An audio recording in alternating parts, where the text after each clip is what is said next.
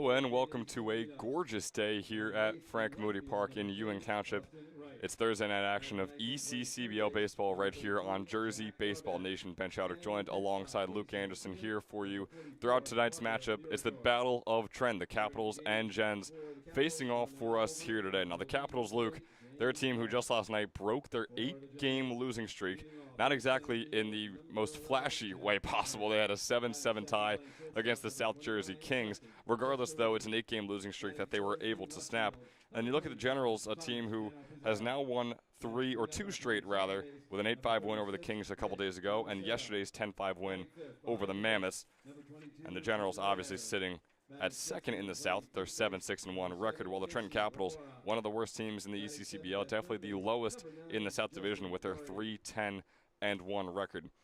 You know, you saw a little bit of that Capitals game when you were with us yesterday, and you saw a lot of the Generals as well when they played yesterday against the Mammoths. What have you seen from these teams recently that shows why the standings show why they are, why the Generals are in second and why the Capitals are obviously so low in the South at fourth? Yeah, it just seems like the Capitals haven't been able to figure it out. Defensively, offensively, they've struggled, and they just continue to make errors and walk batters from that defensive side. Hopefully they're able to play a little bit cleaner. But with the Generals, they've looked as good as any South team has looked. Tomasetto the other day went 5 for 5. We hadn't seen that yet this summer. Hopefully he's able to keep that up. And this team has just been scoring runs. Obviously, Coach Coryell knows what he's doing, and he showed that here these past couple weeks, getting the Generals up in that first place. Yeah, boy, Tomasetto was incredible. We don't see him in the lineup currently for the Capitals. Curious to see if he will show up later on in this game. But let's get to know this Generals lineup that is out there. Currently on the mound is Andrew Brown. He'll be pitching out of Manhattan, the redshirt sophomore, heading into his redshirt sophomore year. In his redshirt freshman season, through 29 innings, allowed 24 earned runs for a 7.45 earned run average, along with 42 hits and just 18 strikeouts to his name. Catching for him is Henry Ayers.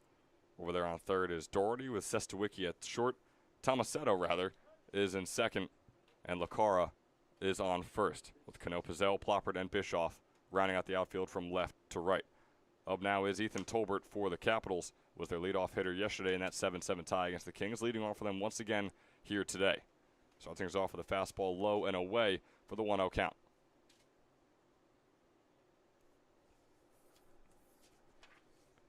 Pitch number 2 of the day from Brown is going to be fouled off over towards, just about towards those Moody Park basketball courts, which are a lot more active today here at Moody Park. Yesterday it was a hot one, and we don't blame people for not going out and getting onto that hot blacktop and melting their sneakers trying to play basketball over there. This one's going to be fouled off once again by Tolbert, making contact in the last 2 pitches, both times going out past the left field line. Yeah, it's a shame for that basketball league. Usually those Wednesday night leagues at Moody Park are full of people playing, a big crowd. You got the MC out there. Yeah, every now and then you'll hear the crowd pop based on a dunk or a clutch three-pointer to end off the game. But this time, not exactly clutch as we are very early on, but Andrew Brown starting things off right. Curveball gets the swing strike from Ethan Tolbert, getting his first out via the strikeout. And moving on through the order, now over to Jack Gill. Gill so far through 11 games is a .227 hitter with a .666 on-base plus slugging. He's got a double and a couple RBIs to his name. Has struck out 5 times so far this summer, as that fastball is outside for ball 1.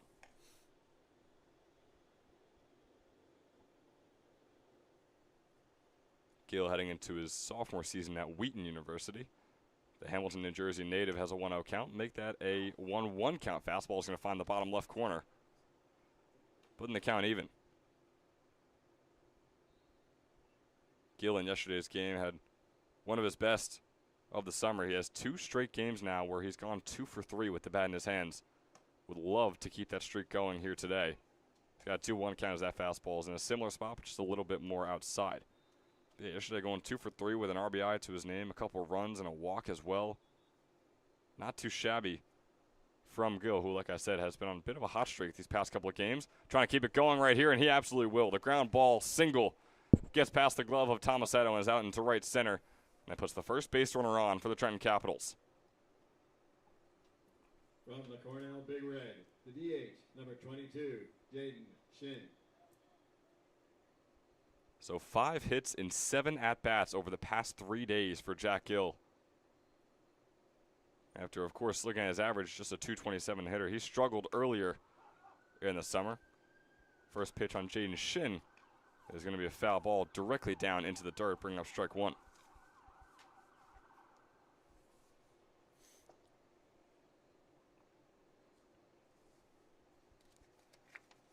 Jaden Shin tied for a team high 14 games played in every single game so far this summer for the Capitals. He's got a 0-1 count. Doesn't swing on that second one. It's a little bit high. Brings up a 1-1.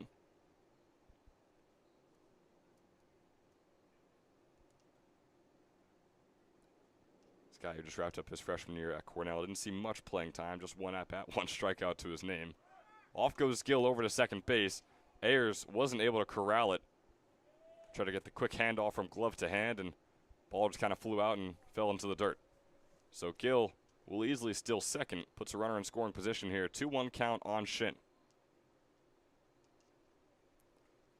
With a slight breeze blowing left to right here at Moody Park, Shin fouls this one off right over to his first base coach.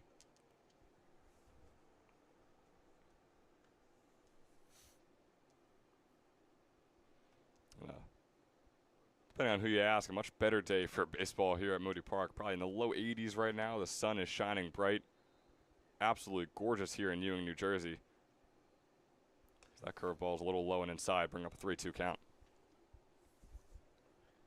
Yeah, I can't find too many people that would argue with this weather over yesterday's weather. You guys got a little bit of rain, didn't you? Is that? Yes, yeah, a little bit this morning. It was actually cloudy and in like the mid-70s this morning in more of central New Jersey. Not sure if it was exactly the same here in Ewing. But regardless, it got nicer and nicer throughout the day, and that's exactly what we're expecting for hopefully the duration of tonight's contest. Still a 3-2 after that one's fouled off by Shin.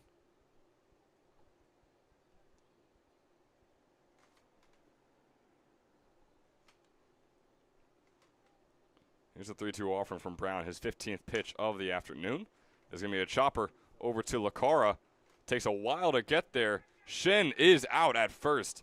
Finally gets into Lacara's glove. He tosses it over to Brown as Gill moves over to third. Puts the second out on the board with Jack Gill on third base. From Haverford, shortstop, And it brings up Jackson Scrow. Jackson Scrow.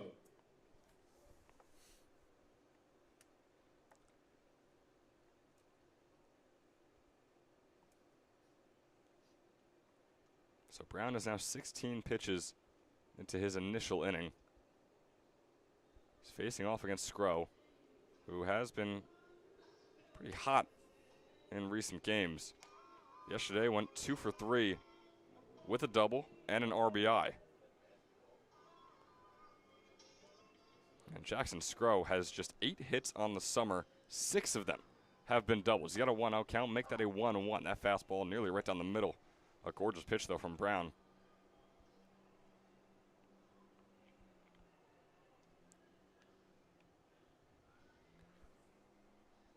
Scrow staying patient here with the 1-1 count. And here's the offering. Fastball's going to be high, bring up a 2-1. And Scrow, I mean, we mention it every time he's up at the plate, but you have to talk about the freshman season he had at Haverford University, winning D3 Rookie of the Year thanks to his .442 average, 11 doubles, 11 home runs, 43 RBIs, and 30 runs. All of those led the entire Haverford team, again, as just an 18-year-old. So some unbelievable stuff. Was a second-team All-American, All-Region 5 first-team, Centennial Conference first-team. So far this summer, he's a .222 hitter. I mentioned that he's been picking things up lately. Was below 200 just a few games ago. So definitely trending in the right direction is Jackson Scrow. He's got a 2-2 count after that one was fouled off. It's just difficult not to talk about that freshman season, obviously, as good as it is, and you just hope that he's able to carry that on out here. You mentioned the struggles he had earlier, and obviously he's progressing in the right direction. We can only hope that he continues in that direction. Yeah, and it is always so interesting to look at those stat lines of the guys like Scrow, who is only batting about half his average that he had in the spring season here in summer ball. You wonder if it's the wooden bats that have to do with it. You wonder if it's other factors, like maybe playing, you could say better competition, different competition, playing with a new team. It's a lot of factors that go into that. As Skro is going to walk himself over to first base on that curveball. And boy, oh boy, here comes Braden Meskill. He was the hero for the Capitals yesterday. Of course, they did not win that game, but again, breaking the losing streak was a feat in and of itself. Meskill had that 3-run homer for the Caps, was our Toyota player of the game yesterday. Nearly takes one right to the shoulder. Instead, it'll be ball 1 after that fastball's way high and inside. Yeah, with this heat, the batters have been able to put the ball out of the park more than we were seeing in the earlier games of this season. I am yet to see 2 in a game, so hopefully tonight's the night to see either 2 on the same team, but I feel like 2 on opposing teams would be even more interesting. Possibly, yeah. We have yet to see, like you said, the multiple home runs in a single game. But with the heat, with the humidity, they're traveling way, way further. I mean, we see some balls come off the bat, and immediately we start talking like it's going to be a routine flyout. Then we see the left fielder back up. It's walking over to the fence, running over to the fence, and then the ball is over the fence. So it's something we're not used to, obviously, here with such a large field, the Wood Bat League. Usually not the weather. The weather does not get this hot. But since it is, we've seen a lot of offensive action. It's a 2-1 count here on Meskill. Off goes Skro over to second base. That pitch is wild. Gets way over the head of Ayers and behind the head of Meskill, actually. So Skro will easily take second base, no contention whatsoever. Still 2 outs on the board. Still no runs, but a great opportunity to do so.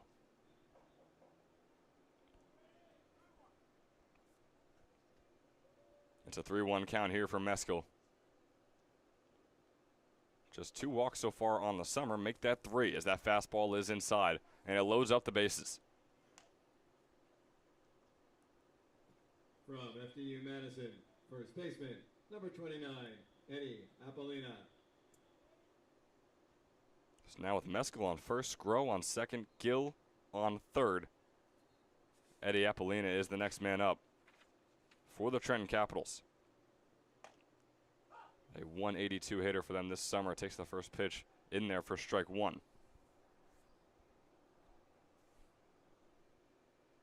Went 1 for 4 yesterday. His singular hit was a double. He scored in a run once he got on base that one time. He also struck out in one of those 4 at-bats. He's got a 1-1 count here against Brown, who is nearing 30 pitches now in his first inning of work. 1-1 offering is a fastball inside, bringing up a 2-1 count. Plopper's got a big shift to that right field, too, and Cano Pizzell is playing pretty much straight up and left, leaving a huge gap in left center. Piva won't matter. He tried to hit it into left center, a bit too far left, right over to Cano Pizzell, like you mentioned, who was standing steady. Barely had to move to make that grab. Had the read on him, I guess. He absolutely did. Plopper would have shifted right, but Plopper was not needed whatsoever in that first inning. Despite loading up the bases, the Trenton Capitals not able to add anything onto the scoreboard just yet. They did add 1 hit, but nothing in the run column. 0-0 ball game as we head in to the bottom of the first.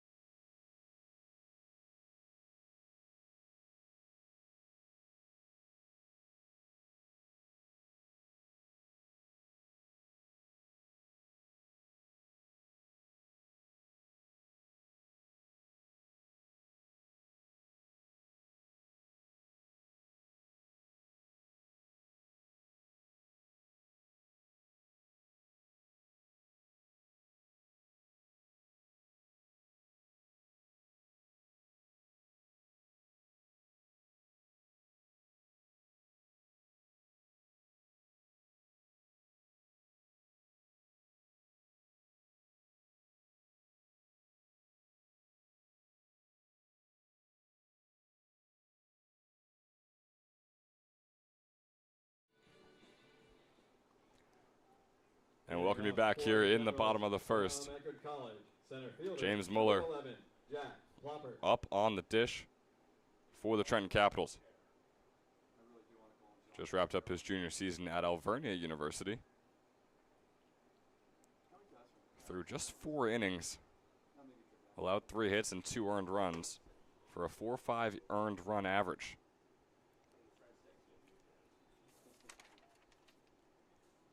Starts things off with a 1-0 count on that center fielder that we were just talking about, Jack Ploppert. Make that a 1-1 as that fastball finds the bottom right corner.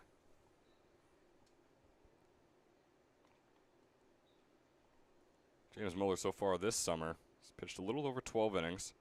He's got a 2-1 record as that ball goes way outside for a 2-1 count. And in those 12 innings pitched, he's allowed 19 hits and 17 earned runs. It's all totaling out to a 9.39 earned run average. So after not seeing too much action in the spring, seeing much more so far this summer, still trying to make the most of it. See what he's able to do tonight. He's got a 2-2 count on Ploppert.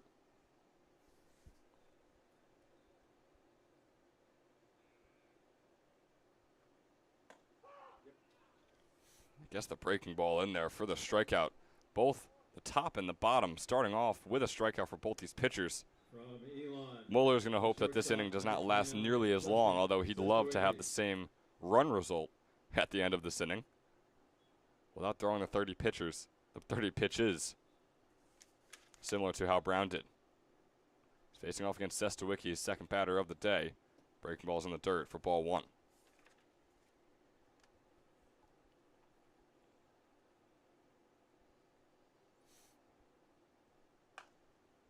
Justin Sestawicki flies this one sky high. Skro is going to be the one tracking it down the shortstop.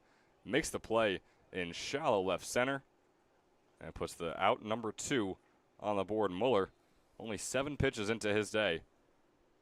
A lot more efficient. The left fielder from Shippensburg, number 25. Moving on to Thomas Cano-Pizzell. Left fielder today for the Generals. And over 300 hitters, got a couple doubles and a triple to his name through the 12 games he's appeared in for the Generals so far this summer. Takes the first fastball low for ball 1. Cano-Pizzell just wrapped up his freshman season at Shippensburg University, where he was a .273 hitter with 3 doubles and a couple of home runs. He skies this one foul into our parking lot. But Cano-Pizzell having a very similar summer to the spring he just had in his freshman campaign, which honestly, Luke, isn't something we see too often. Usually there's a lot of variety in the guys, whether they're playing much better in the summer or some of them can take a major step back just in terms of statistically speaking, which is always an interesting thing to think about. But Cano-Pizzell, one of the few guys I feel like we've talked about who having a very similar summer to his spring as he grounds this one over to the shortstop, Skro, looking to make his second out of the inning. He'll do absolutely that. Jackson Skro, a nice throw on a rope over to Apollina on first, and puts out number 3 on the board. 3 up, 3 down for the Capitals, making short work of the Generals' order to start things off in the first. And at the end of the first, things are all tied up at 0 heading into the second. Hi, my name is Dr. Philip Glassner. I'm a hip and knee replacement specialist at Mid-Jersey Orthopedics. We're a multi-specialty orthopedic practice with offices in Flemington, Bridgewater, and Washington, New Jersey. We have 18 fellowship-trained specialists to take care of you from your neck down to your toes. We offer conservative management such as bracing, therapy, and injections through surgical interventions as well. Our goal is to keep you active and healthy and get you back in the game. We also offer on-site digital x-ray as well as MRI. We have evening and Saturday morning office hours to assist with convenient appointment times, as well as having walk-in appointments available. Call us or visit our website at midjerseyorthopedics.com so we can help you to live life better.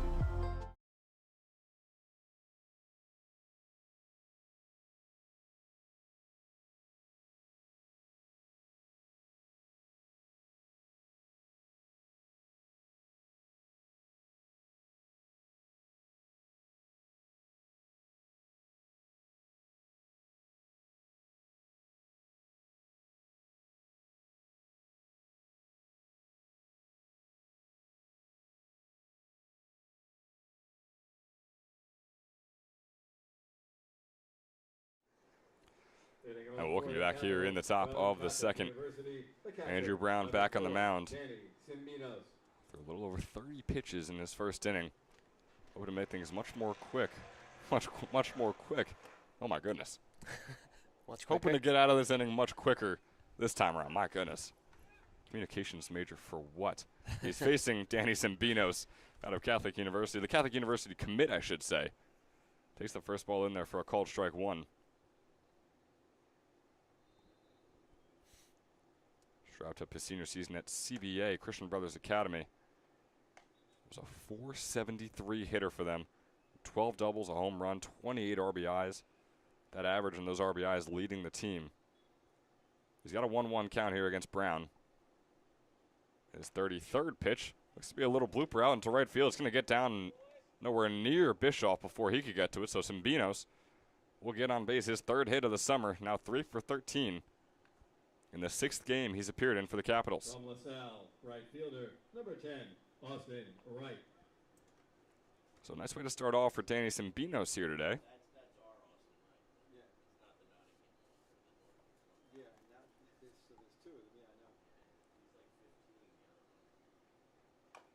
Now here comes Austin Wright. A chopper goes right over to Tomasetto. He makes the leaping grab and makes the easy throw over to first. Simbinos advances over to second. Wright is out of first, and the first out is on the board here in the top of the second.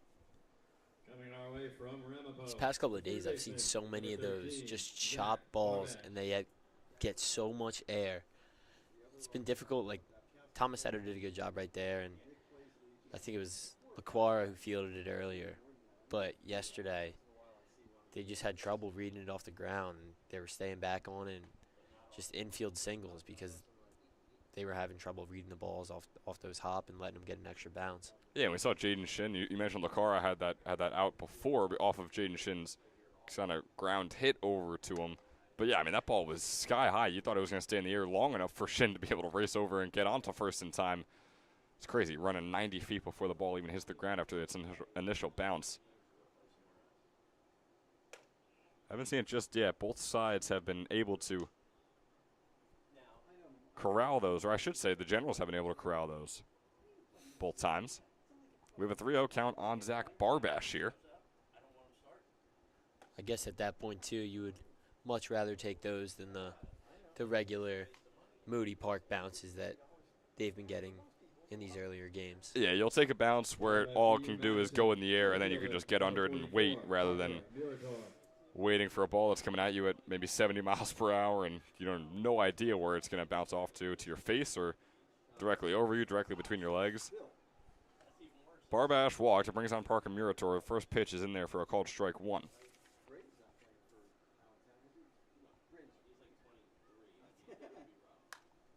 Murator did not appear in the game yesterday, but he flies that one out into left field. It gets down. Around come the runners. Simbinos comes home, and the first run is on the board for the Capitals. Parker Murator keying the beer and shotgunning it over there on second base as a celebration. Rightfully so. Didn't see him yesterday, but comes back in a big way here today. First at bat is an RBI double.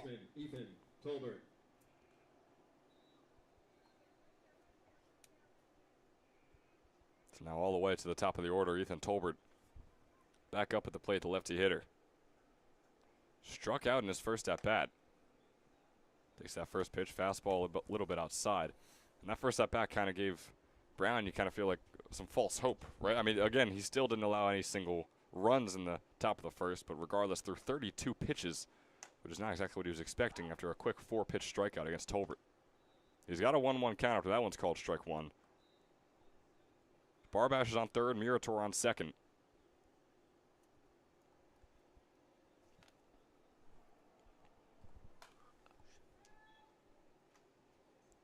And Tolbert fouls this one off.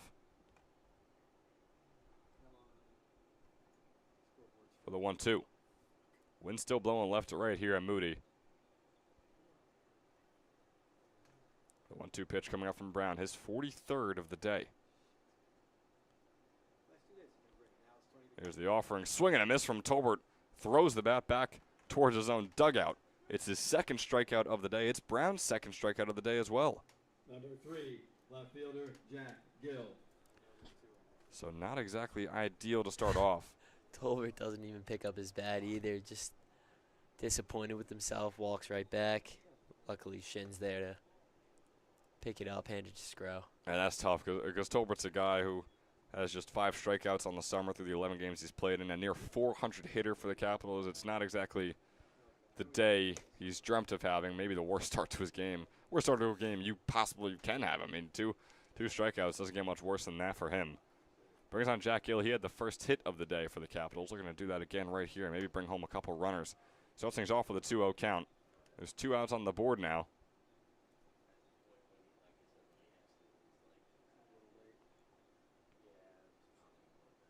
Now the 3-0 count turns into a quick 4-0 for 4-pitch walk after the swing strikeout on Tolbert for Andrew Brown. Loads up the bases, 2 outs on the board.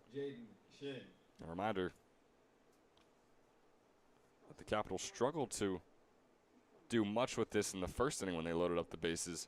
Couldn't get anyone home with 2 outs on the board. They had the exact same situation here. Jaden Shin is the one up at the plate. Takes the first pitch, fastball called strike 1. From the Capitals, obviously, you're trying to get those runners in. You weren't able to do it in the first inning, but for Brown, it just hurts to see that inconsistency. And he strikes out. Tolbert seems to get back on pace and then walks the next hitter on 4 pitches, but just you've seen it all summer, but it hurts being a pitcher and just not being able to lock that in. Absolutely, but one benefit of being a pitcher is being able to rely on your defense. He does so right there. That one's skied high from Shin off the bat. Goes over to Ploppert in center field. He makes the easy grab for out number 3. And once again, the Capitals, in terms of a bases-loaded 2-out situation, are not able to capitalize, but they do tack on a run in the form of Danny Sambinos coming home, and they take a 1-0 lead heading into the bottom.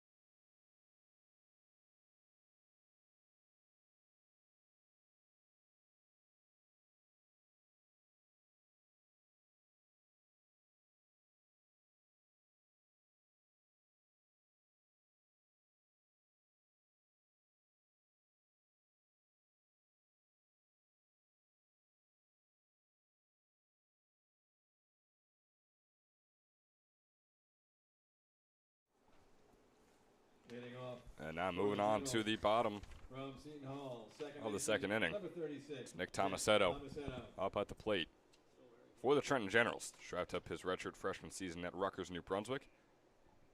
Will be on his way to Seton Hall to play for the Pirates in his redshirt sophomore season.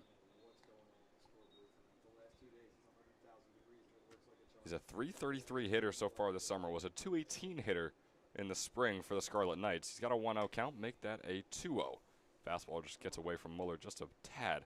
And Muller looked pretty darn good in warm-ups. He had some nice breaking balls that were getting in there around the low 70s, and they had some great break work painting all the corners. He's got a 2-0 count, struggling against his first batter as that fastball goes low and away to bring up a 3-0.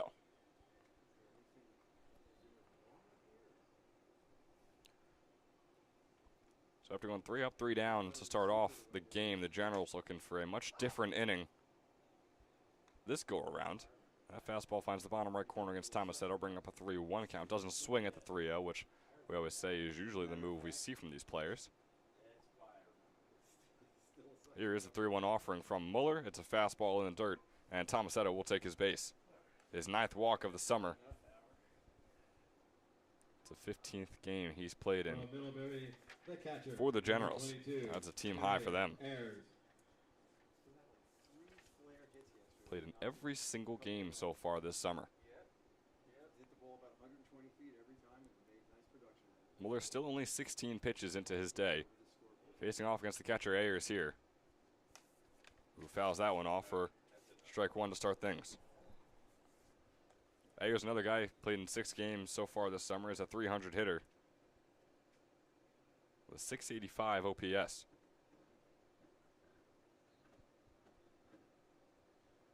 Here's the 0-1 offering. Fastball's going to be in there for a called strike two. Nice hard pitch from Muller to get ahead on the count. And Henry Ayers not exactly wrapped up his season at Seton Hall like Tomasetto will be able to say in a year from now, but did wrap up his season at Seton Hall Prep. His senior season of high school was a .468 hitter for them and had 29 hits. Both of those were a team high. The lefty hitter has kept it going so far this summer. The pickoff attempt right there by Muller on Tomasetto is in time. Apollina makes the tag, and just like that, the first out is on the board. Nick Tomasetto walks over to first and will have to walk right back to the dugout. Boy, that is unfortunate. Don't see that too often from pitchers. I mean, they pick off. They try the pickoff several times. Sometimes in that bat like we just saw there. That's the third pickoff attempt, and third time's a charm for James Muller. Yeah, we've seen it so often with lefties in this league. People are just trying to go off the first move, end up getting picked off, caught in a little rundown, and we haven't seen it too often with righties, especially with a Power 5 guy at a Tomasetto. Obviously, now he's going to Seton Hall, but you kind of just expect better from him. He wasn't too far off that base there, but Muller was able to catch him sleeping, I guess. 2-2 count on Ayers. A high chopper. We saw it before. We see it again. Jackson Scrow going to try and track it down. Will not make the throw whatsoever. That ball was in the air for way too long, and Henry Ayers is safe on first. Boy, we talked about it before. Lacara was able to make the play on the first high chopper. Tomasetto was able to make the play on the second high chopper. That time, Jackson Scrow never stood a chance. Didn't matter if he was 7.5 feet tall. He was not getting that ball over to first base in time. And speaking of, here is J.C. Lacara up at the plate, the lefty hitter. It's a called strike one, finding the bottom right corner. He's got a 0-1 count.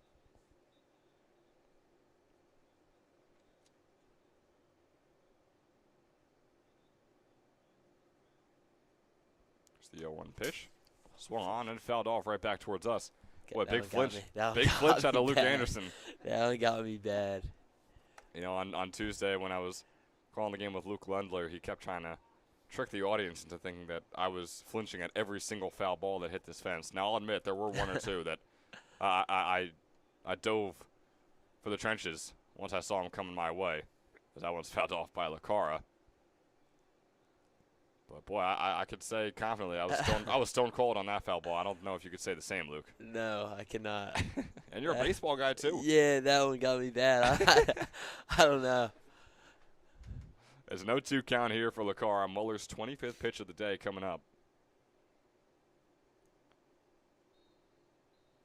He serves up the 0-2. The breaking ball goes behind Lacara's back and is still caught by Cimbinos. Lacara looked over at his dugout in utter disbelief. Couldn't believe that actually just happened. But it did, and it's just ball one. That's all it's going to be. It's not going to be a wild pitch that allows Ayers to go to second. It's not going to be a hit-by pitch that allows Lacara to go to first. He's going to try and get to first, but as that fly ball goes out into center field, Parker Murator will make the easy catch for out number 2. Ayers is going to have to stay put on first base.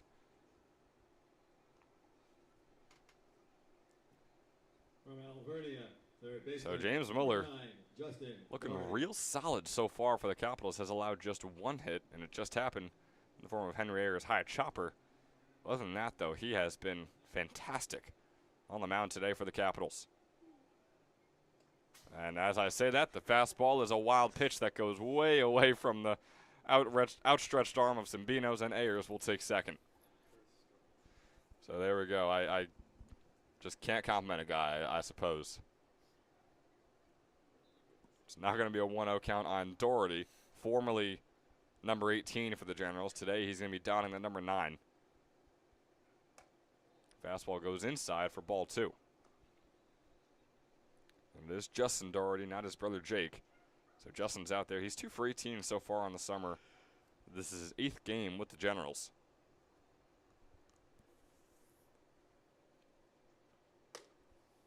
That ball's going to be in there for strike 1, called strike 1. Brings up a 2-1 count.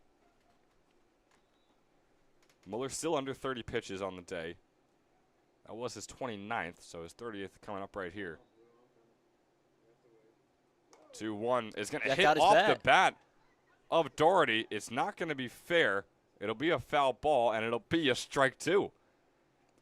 Boy, Muller has had some outlandish pitches, we'll say, but they have worked in his favor.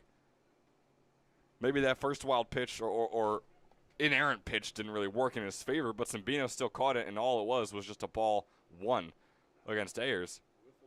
Or against Lacara, I should say. But, boy, that one against Doherty is going to be called a strike 2 thanks to it hitting off the top of his bat and being a foul ball. So here is the 2-2 pitch. 2 outs on the board, runner on second. This one's going to be a little bloop shot. Tolbert's going to race down, not make the catch. It goes through his glove and puts runners on the corners thanks to the error on Ethan Tolbert. Boy, what should have been the end of the inning allows it to continue on. And, Luke, you hate to shine the light on it, but it's been a rough start to the day for Ethan Tolbert. 0 for 2, 2 strikeouts, and now an error to his name. No, he's been struggling. You got to think, obviously, you see that bat, and he leaves it after that second strikeout, and you got to think that he's just in his head right now. He absolutely is. Those 2 strikeouts, I mean, you mentioned how it was a swinging strikeout on the second one. He just threw the bat towards the fence and then never went back to pick it up. You got to think that he was frustrated with himself after that, and the frustration's only going to rise after that error.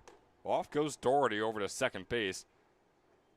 The run will score for the Generals. Doherty is going to accept out number 3, but not before the Trenton Generals tie things up. Ayers takes off for home. The throw never comes home. Doherty is out, caught between first and second.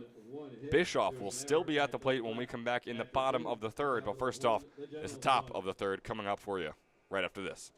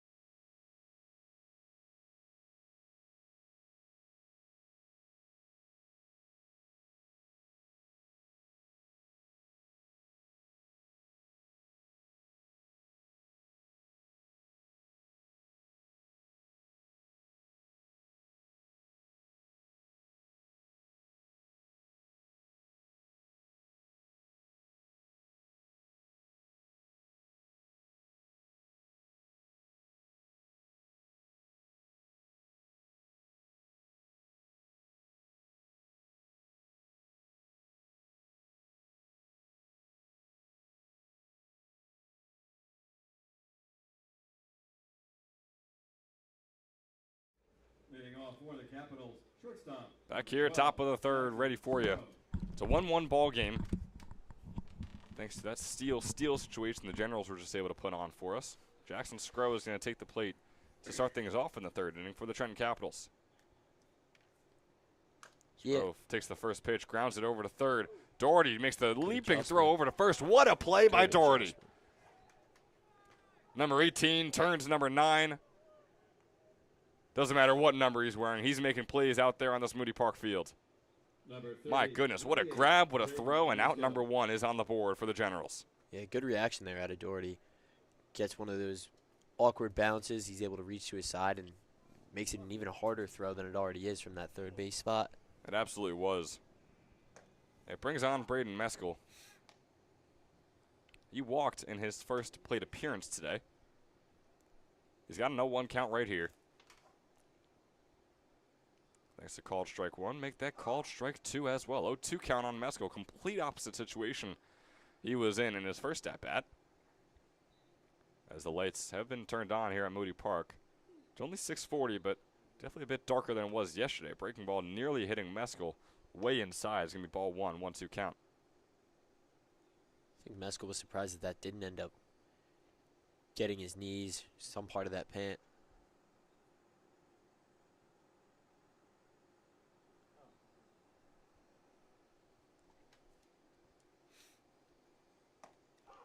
And that fastball is going to be in there for strike 3. Meskel knew it as well. He immediately walked over to the dugout before the call was even made. Beautiful display of pitching from Andrew Brown right there to get that first out, or the second out rather, I should say.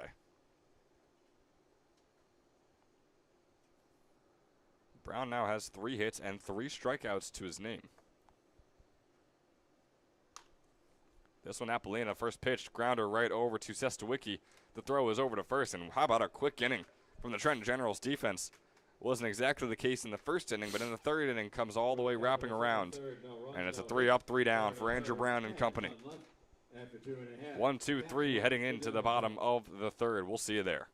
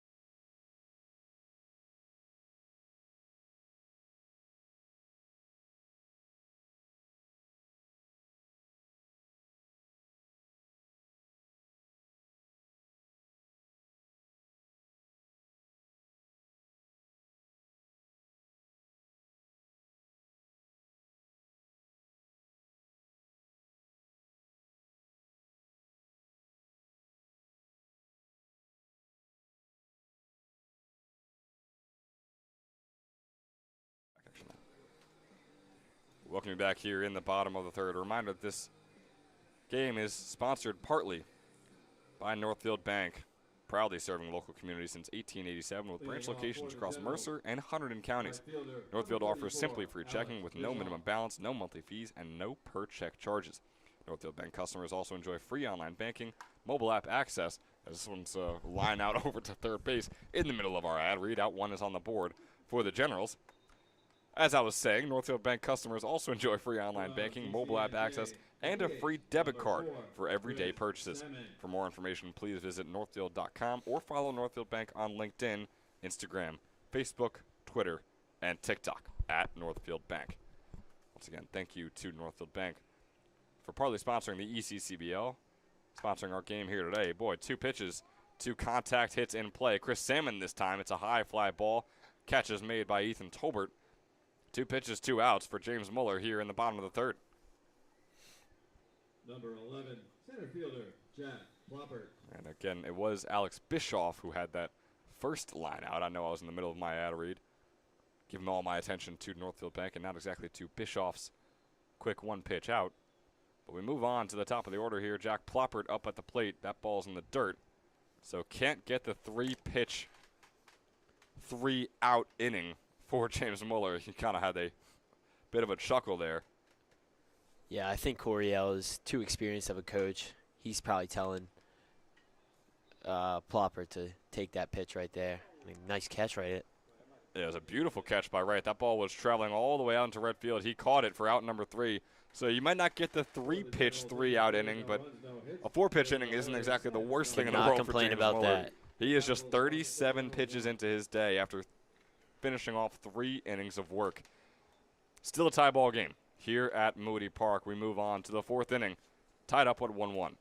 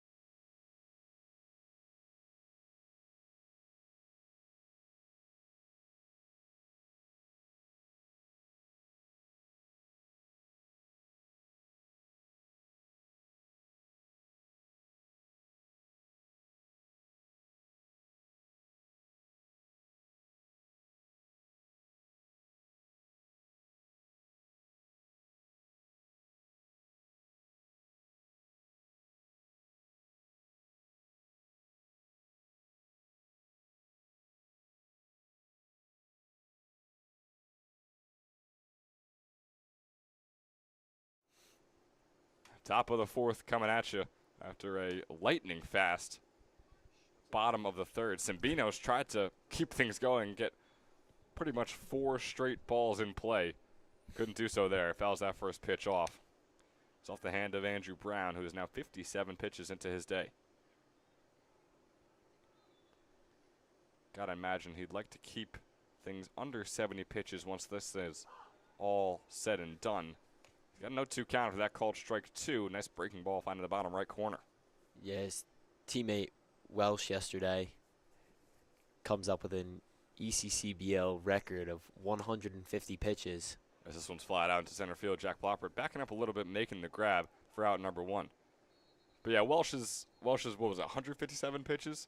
That would have been his limit. I think he topped it out at 150 and finished his game. I believe it deserves a little context for our viewers who may not know, if you want to explain the situation on why one pitcher was able to throw 150 balls in a singular game. That game on Saturday, was it? I believe it was. It was a Saturday ball game. Saturday gets rained out. We have that big tornado here in Ewing, and Welsh gets pulled from that game after throwing only 47 pitches.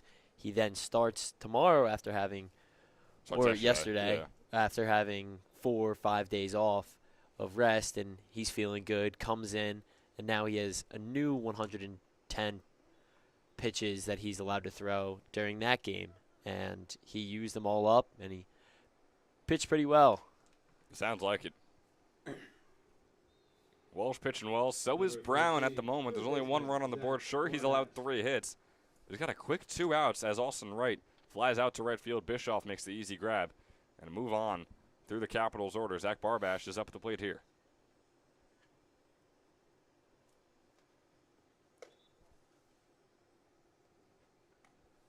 Barbash walked in his first plate appearance. He's got a 1-0 count after that first breaking ball in there from Brown. His 63rd pitch is going to be fouled off, right off the chest plate of Ayers.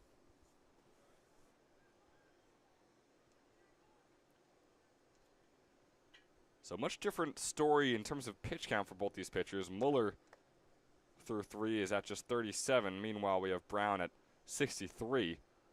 But regardless, they both pitched very solid games. I mean, Brown started off, those first 2 innings were rough. I mean, he got over 30 pitches in the first inning. Didn't allow a run. He allowed that 1 hit. Then he allowed a couple more hits in the second inning. He's got a 1-1 count with 2 outs on the board. Up here against Barbash. That one's fouled off. Make it a 2-2. Yeah, just a good battle from Brown this whole game. Obviously, he had the no runs allowed in the first inning, and now in the second inning, or then in the second inning, he has bases loaded again. Allows the 1 run, but is able to pitch out of a bases loaded jam once again. And now he's obviously up there with 65 pitches, but can't complain with the way that he's been battling out there. Yeah, there are guys warming up for both of these Trenton teams. Out in left field, it is going to be Eric David, the next man up for the Generals. As that one nearly in there, not quite close enough. It's going to bring up a full count here for Barbash. Breaking ball was trying to catch that bottom right corner. Didn't quite get there. So here's the 3-2 pitch. 2 outs on the board, no one on. Swung on, not going to be in play. It's going to be called foul. Immediately goes down into the dirt. 67 pitch from Brown. You kind of expect to see some motion in the bullpen at right now, but got to be a little surprised seeing movement in the bullpen from the Capitals after Muller's outing. Yeah, I believe it's Jeremy Wacker out there in right field for the Capitals. As this one's going to be grounded foul. No, nearly in play for Barbash. Would have been a nice double for him. But, yeah, maybe Wacker is one of those guys who just sort of needs to warm up longer. There are some pitchers who are like that. Some guys just need maybe an inning-long warm-up, but maybe Wacker wants to warm up for longer. You have to think Muller has at least 2 or 3 more innings left in him. But, again, we'll see some of these guys that they're here for reps, and they're not going to come to a game just to sit and not pitch if they were sort of promised or if they expect to pitch. This one's going to be flown out into left center. Plopper's going to chase it down. The 3-2 pitch is caught in left center field, where the pitchers are putting on a defensive showcase here in the past couple of innings. Heading into the bottom of the 4th, there's been just 4 hits in total. It's a 1-1 ball game when we come back. Hi, my name is Dr. Philip Glassner. I'm a hip and knee replacement specialist at Mid-Jersey Orthopedics. We're a multi-specialty orthopedic practice with offices in Flemington, Bridgewater, and Washington, New Jersey. We have 18 fellowship-trained specialists to take care of you from your neck down to your toes. We offer conservative management such as bracing, therapy, and injections through surgical interventions as well. Our goal is to keep you active and healthy and get you back in the game. We also offer on-site digital x-ray as well as MRI. We have evening and Saturday morning office hours to assist with convenient appointment times, as well as having walk-in appointments available. Call us or visit our website at midjerseyorthopedics.com so we can help you to live life better.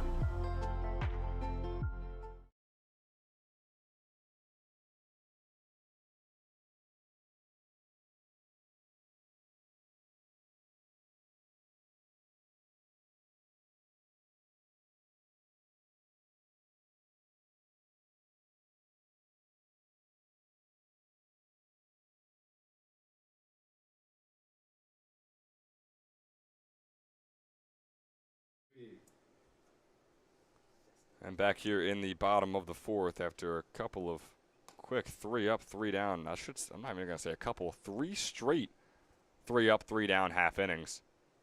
James Muller is going to really hope to keep it going right here. He's got a 1-0 count on Sestawicki, make that a 2-0. Loses control of the second pitch as well. Forces Simbinos to have to reach out to his right. Here's the 2-0 pitch. Muller working fast on the mound at the moment. This one popped up sky high. Muller pointing to it. Apollina calling for it. And Apollina making the grab. The first baseman takes a few steps to his right, and out number 1 is on the board. Number 25, left fielder. So how about that? 10 batters, 10 outs for our last 10 outs is pretty impressive from both these defensive units. Yeah, rare sighting here. And relatively easy outs, I think. Was it Wright that made that catch in right field last inning to end? It was, yeah. Other than that, and there we go. Jinx it. Thomas Cano Pizzell with a grounder going right over the head of Muller and out into center field, breaking the dry spell for both these offenses. The 11th batter does not become the 11th out. Instead, he gets himself on first base. Number 36, second base. But yeah, like you said, I mean, there were some fairly easy outs for the majority of them. There was that line out right over to the third baseman from Bischoff to start it off, I believe, a couple half innings ago. But other than that, it was strikeouts or it was just easy ground outs or pop flies like we just saw over to Apollina right there. But no longer, the streak will not continue as Cano Pizzell finds himself on first. That fastball's going to be in there for strike one against Tomasetto. Finding the bottom right corner is James Muller. Tomasetto, always a fun guy to watch. Went 5 for 5 this past Tuesday with a double to his name and a couple RBIs as well. He's got a 0-1 count. Breaking ball is outside, make it a 1-1.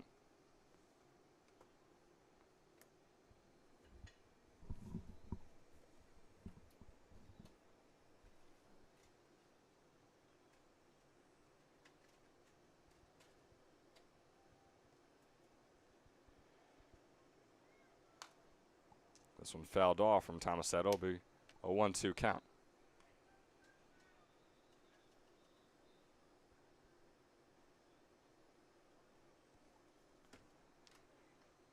Muller's still just barely over 40 pitches. This is his fourth inning of work. Impressive stuff out of the soon-to-be senior at Alvernia University. Off goes Cano Pizzell over to second base. Throw over to Tolbert. Tolbert gets him out. What a throw from Cimbinos. The soon-to-be freshman at Catholic University, Danny Cimbinos, with a throw over to the soon-to-be freshman, Ethan Tolbert, over there at James Madison. The two young guys making a play and making an out. So still 11 batters, 11 outs. We're sticking with it. 2-2 count on Tomasetto as a breaking ball outside brings up a full count. I was going to say it earlier. You always see these catchers. Obviously, you have those throws down to end the warm-up as you start that inning. And every catcher in this league just throws it down on a line. It's a seed right where it needs to be. And I feel like very rarely you see a perfect throw out of these catchers. I've seen a ton of balls get into the outfield, and a runner ends up taking a stolen second base and turning into a third on an error. But it's nice to finally see Cimbinos put it in the right spot, throw out a good runner. Tomasetto just walked right there over to first base rather, on the 3-2 pitch. And immediately after him, over onto the field, comes Henry Ayers. He was 1 for 1. He had the hit in his last at-bat. Isn't able to do so as he flies that one out into left field. So it's going to be 12 outs through 13 batters. Still some impressive stuff from both these defenses. And Andrew Brown and company are going to try and keep it going. Brown's still out there. Not going to see the pitching change just yet for the Generals. Eric David is still waiting patiently in the bullpen. Looks like he's going to get the call to come out pretty soon coming up in this next inning, but we'll see how soon. We're still tied up 1-1 heading into the fifth.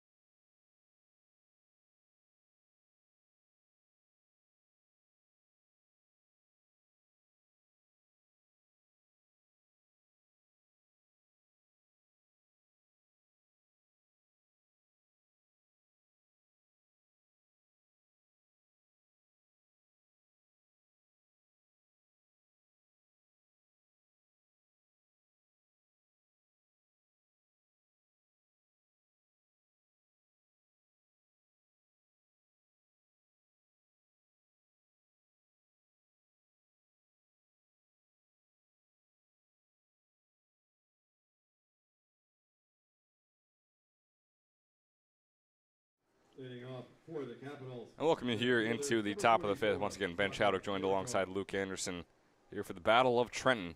And boy, has it been a battle so far, a defensive battle, to be specific. A 1-1 ball game here at Moody Park.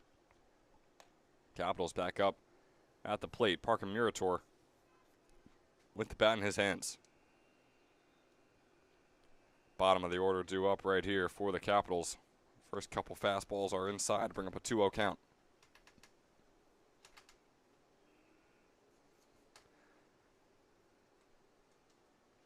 2-0 turns into a 2-1. That fastball inside once again, but finding the inside corner. And Luke, you know, we see the wind sort of howling, going left to right here at Moody Park. We've been tracking this sort of thunderstorm that is nearing us. Now the game has to get through at least 5 innings, so we got to get 6 more outs to have this considered a full game and not have it be postponed to another date. But defensively, these teams are working in a way where they're going to try and get that 5th inning over and done with as soon as possible, just in the case of that rainstorm coming in. Yeah, you'd love to see these teams get all the way through this game, but with the way this weather's been lately, you hope that they're able to just get it in, call it an official game at 5 if this rain ends up coming in. I think it's more of the lightning that is the fear for us right now. It doesn't seem to be too heavy of the rain, but you would have to assume once that lightning strikes, we're going to have to put a pause on. Absolutely, yeah. Murator walked on a 3-1 pitch right there. Andrew Brown is 74 pitches into his day, and that concludes his day. Brown, oh boy, that is a tough look after going 2 straight 3-up, 3-down innings. Of course, he didn't start off the day in the most efficient way possible, but is still going to get pulled by Coach Mike Coryell. In place will come Eric David. He's pitched just 2 innings so far this summer, allowed 2 hits and 6 earned runs. 12 runs have come in while he was on the mound. Half of them have been earned. Heading into his sophomore season at Penn State Abington.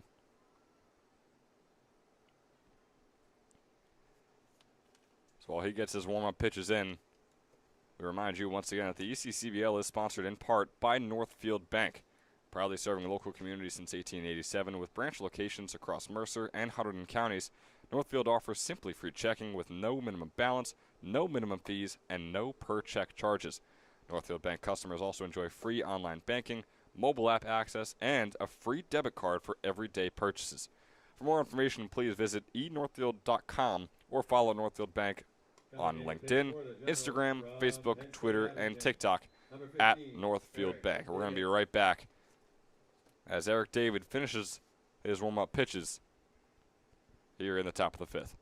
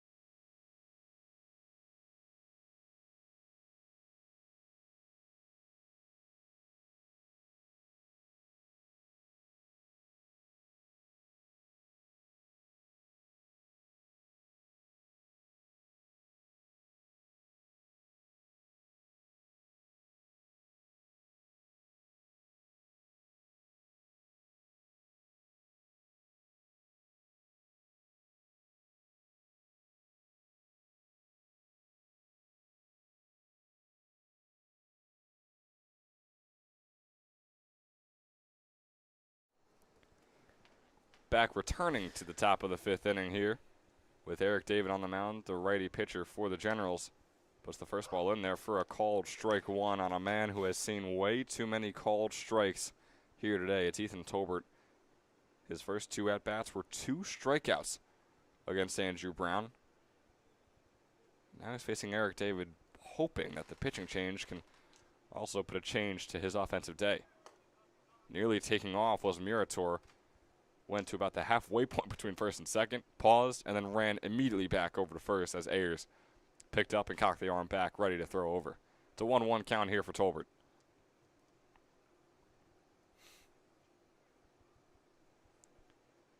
Here is the 1-1 offering. Off goes Murator. That pitch is way inside and off the glove of Ayers.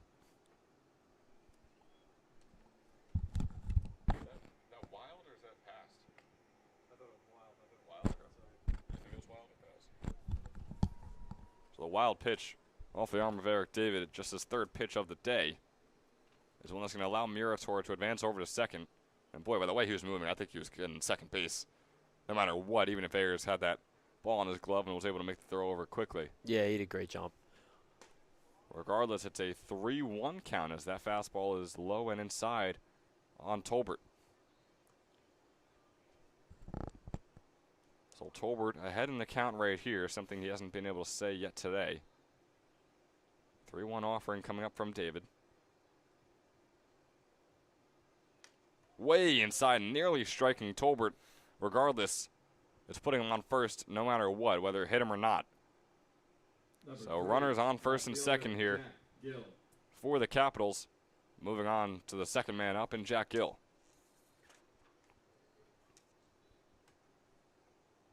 Gill had the first hit of the day. He walked in his prior plate appearance as well.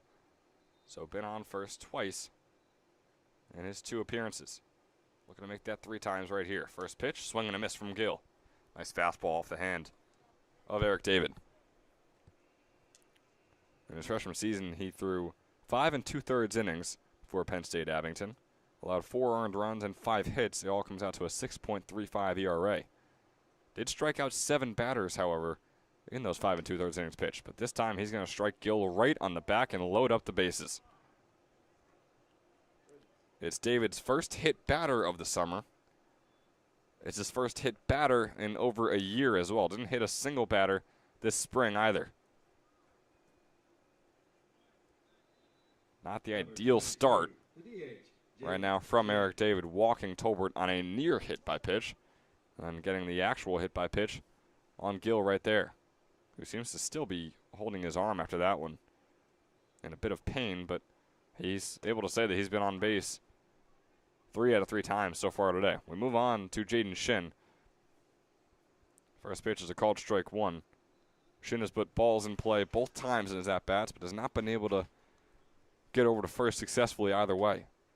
0-1 turns into a 1-1 as that fastball is high and away.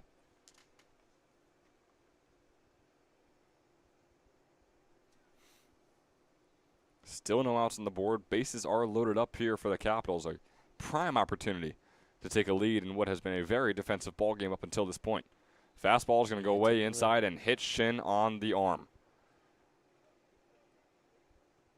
Murator will come home thanks to the hit by pitch.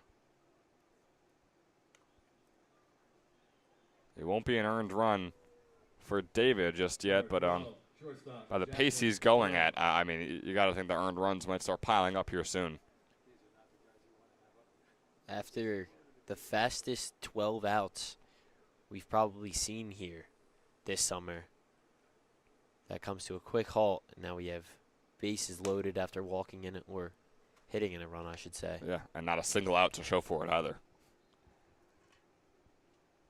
We start things off with a 1-out count for Jackson Scrow. Not exactly the man you want to be seeing if you're Eric David right now with the day he's having. 2-1 is going to be sort of inside. Scrow disagrees with the call. It's a called strike 1 for the 1-1 count.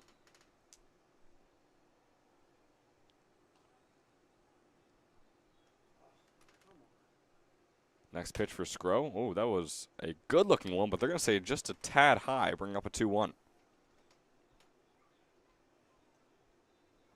Scrow is 0 for 1 with a walk so far today.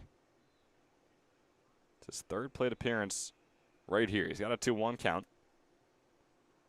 David's 13th pitch is a fastball that is going to be a ball.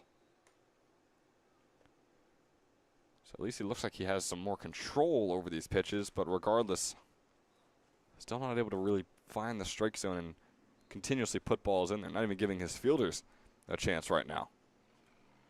Yeah, he hasn't hit Scrow yet, so that's a good sign. You look at the bright side. But whether he was hit or whether he was walked, another run comes in as Jackson Scrow takes that 4th pitch inside. 4th ball, I should say, and Ethan Tolbert comes home and makes things a 3-1 ball game in favor of the Trenton Capitals. Got a visit from Coach Mike Coryell, who is already taking the ball out of the hands of Eric David, and he is coming out. 15 pitches, and his day is done. David comes out. Coryell noticed that the game was quickly getting out of hand with the ball in his hands, and he wasn't exactly having it. In his place will come Logan Franks, We'll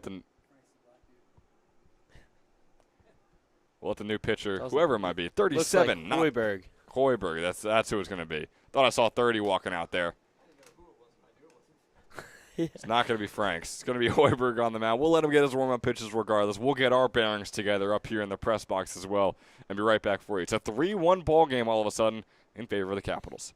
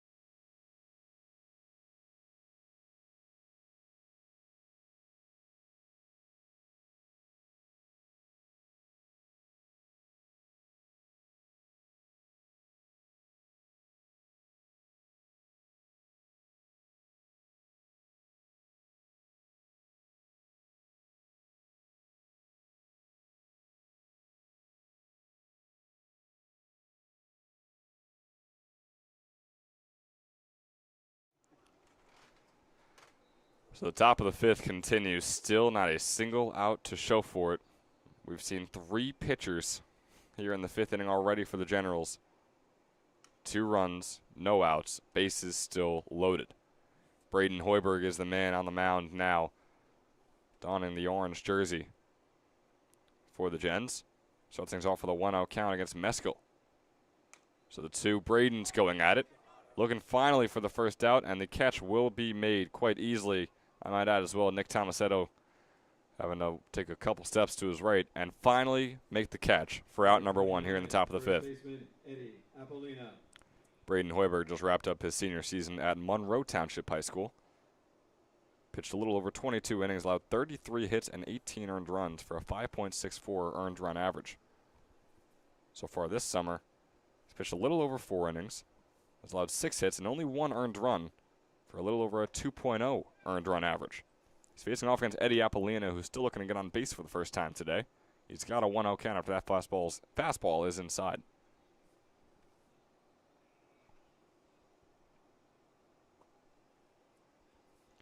Pitch from Hoiberg is going to be low for ball 2. 2-0 count. Scrow is on first, Shin on second, and Gill on third. You got Jackson, Jaden, and Jack. All the base runners here for Apollina. That ball's going to be low once again, bring up a 3-0 count. So Hoiberg was able to get that first out, but struggling in his next at-bat here against Eddie Apollina.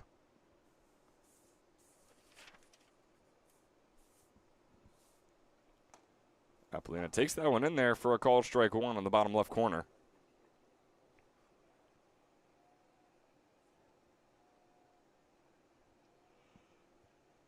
He's put both balls in play so far today.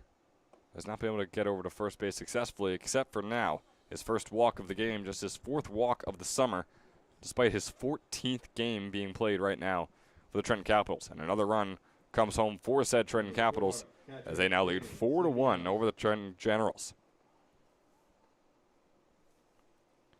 Moving on through the order, Danny Simbinos.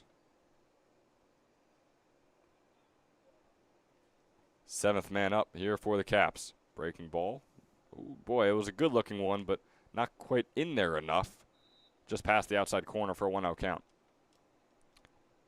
Sky is getting darker. You hope it's just because the sun is going away and not the clouds rolling in here at Moody Park. Still 5 outs away from this game being counted as a full game. And that, of course, is thanks in part to the struggling pitching that the Generals have showcased for us here in the top of the 5th. It's a 1-1 count on Sempinos. He's 1 for 2 today. Swung on and is out into right field with the grounder. Shin will come home. Skro will round third and will also come home.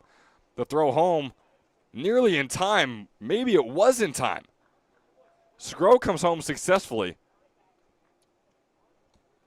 So 2 more runs will score. It's a 6-1 ball game in favor of the Capitals. But my goodness, that throw from Bischoff was home to Ayers in time. And I feel like, look, if he just reached out with the ball in his glove, he could have tagged Skro, who was coming home. Yeah, I think there was a chance he would have had to swing his arm back pretty excessively, but the ball accidentally ended up being in the perfect spot. So just like that, runners are now on the corners. This one's going to be popped up from right. It's going to just barely go over the fence. Austin Wright is 0 for 2 today. Again, it's a 6-1 ball game in favor of the Trenton Capitals. This is a team who has not won a game in the past 9 games they've played. Have not won a game since June 7th, to be exact, so nearing the 3-week mark. There's also the most runs they've scored since that win on June 7th against the Rattlers, where they scored 12. This one's going to be grounded, or rather flown out by Wright out into center field. It's going to be a sacrifice fly that successfully brings home Eddie Apollina and the 7th run.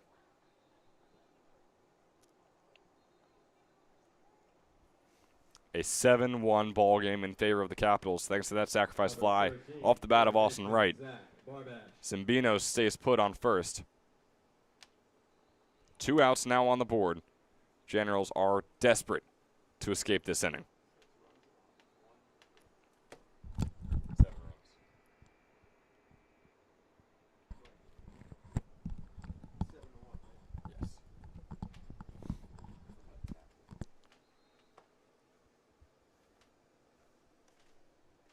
Now Zach Barbash takes the plate. He's 0 for 1 today, has a walk to his name.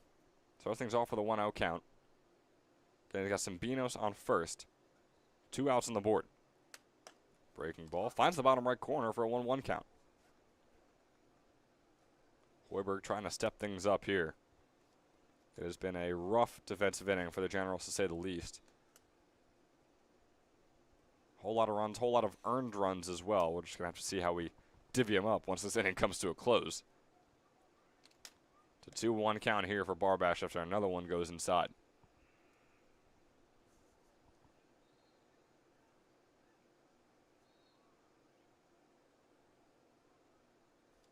And a quick weather update. Thunderstorms are now expected in Ewing at 9 p.m. instead of the previous 7 p.m. as Barbash grounds this one nearly out to center field, but it was a slow one. Sestowicki is able to pick it up and make the fielder's choice out on Sempinos over there on second base. So the third out is finally had, but not before the Trenton Capitals turn a 1-1 ball game into a 7-1 lead at the halfway point here at Moody Park. In the Battle of Trenton, it's the Capitals that are up big. They lead 7-1 when we come back in the bottom of the 5th. Hi, my name is Dr. Philip Glassner. I'm a hip and knee replacement specialist at Mid-Jersey Orthopedics. We're a multi-specialty orthopedic practice with offices in Flemington, Bridgewater, and Washington, New Jersey.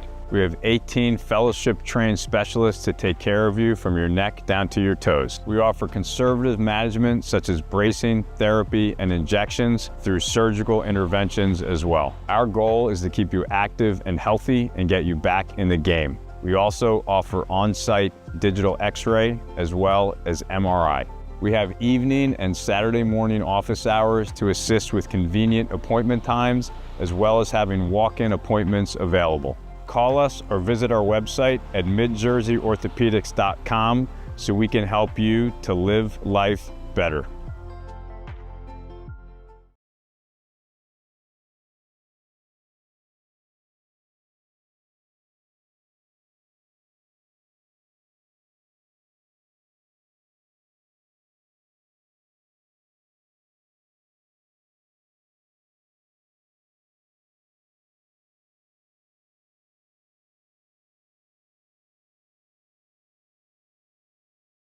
First baseman, number 7, J.C. LaQuara.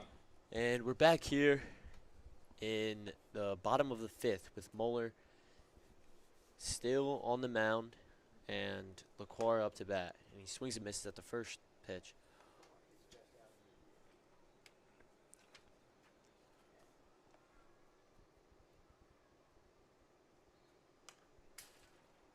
Fouls back to second.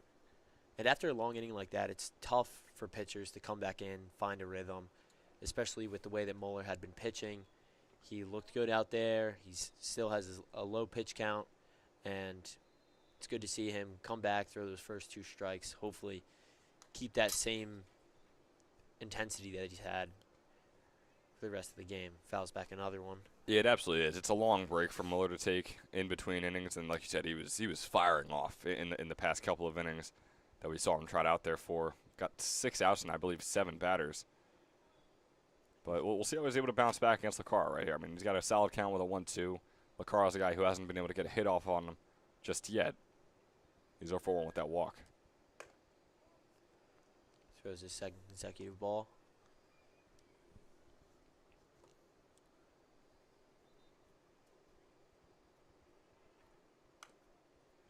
LaQuara putting up a battle here. Mueller can't seem to get one by him. Yeah, and for Mueller, I mean, this is sort of his extended warm-up, you could say, after a long break. Gets a long first at-bat, so maybe he's all set for the rest of the order after this. Phew. Great battle by LaQuara here. You always talk about how, obviously, in this scenario, it hurts for the Generals. They end up losing a bunch of runs there. But it does hurt that Capitals and Mueller in this scenario.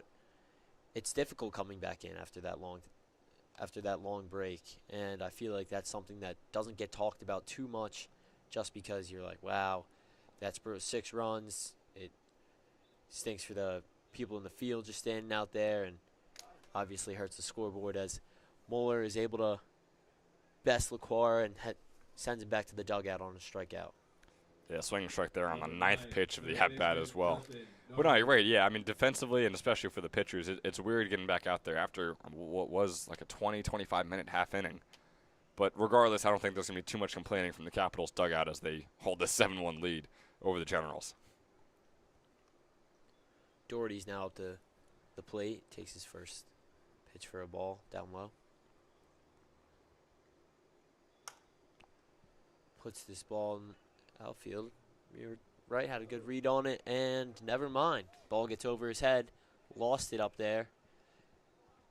Cloudy sky, it's a little difficult to find that ball up there as high as that one went. And Doherty's in there with a double. Yeah, and you got that light just past the left field foul line there that's shining directly onto right out there in right field. So you don't want to say it's excusable to not make that catch, but I mean, not an error by any means as well. But it's tough. That one hurts, letting the Generals get what should have been an out. Seems like he had a read on it too. Was heading to some spot, but the ball came down right over his head. Obviously, was not in the right spot. We have Bischoff now, and he takes the first pitch outside. Yeah, near in the bottom of the order here, 2 for the Gens, but if they can keep hitting like Doherty just did, they're going to be just fine. Ball 2.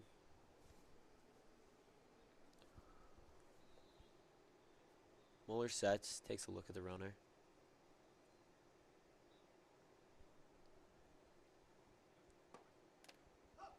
Called strike on the bottom corner. That's a tough one if you're Bischoff. I don't think there's any physical way for him to hit that ball in that strike zone. So you just gotta take it on the chin and move on.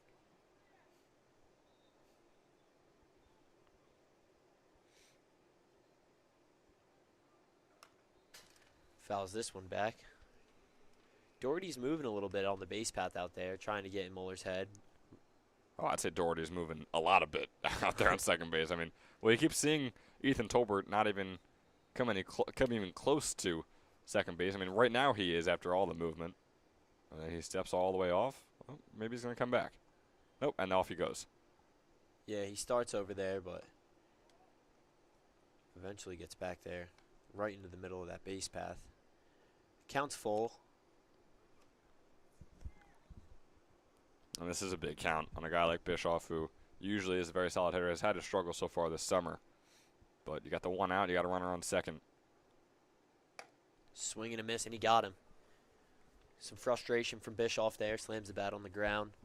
But Mueller still feeling confident after letting that ball up. Chris Salmon. Salmon comes to the plate.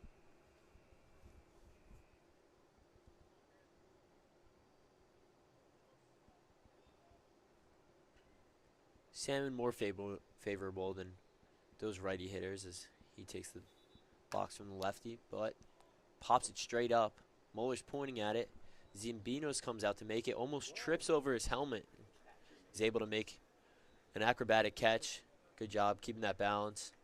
For the Generals in the fifth, no runs, one hit. We'll head to the There sixth. are no errors and one left after 5.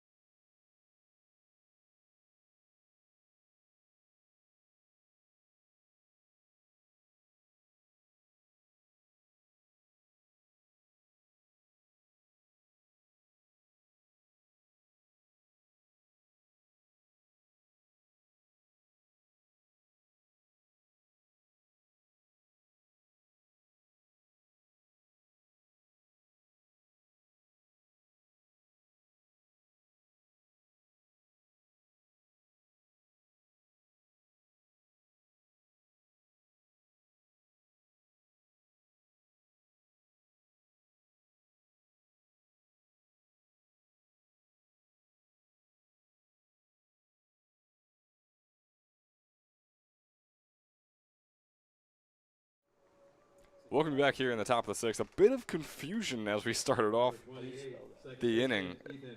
We had a batter. He came up, and on the very first pitch, he launched out into left center. And that batter is Michael Schiermeyer. The first ever at-bat he's had this summer. That's why there was a bit of confusion up here on who the hell was in the batter's box for the Capitals. And we figured it out. Bottom of the order as we go now to the top with Ethan Tolbert. Schiermeyer, the St. Peter's Peacock player. Tolbert has a 1-2 count on him.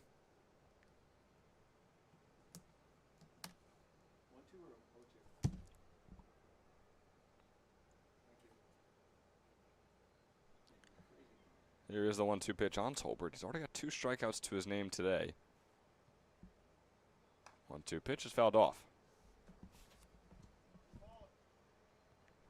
Tolbert did have the walk finally in his last plate appearance that he so desperately needed. He's facing that 1-2 count still after that foul.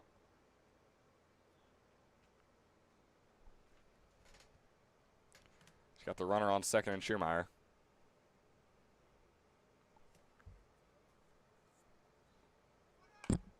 This one swung on by Tolbert out into left center. Can the catch be made? It absolutely can.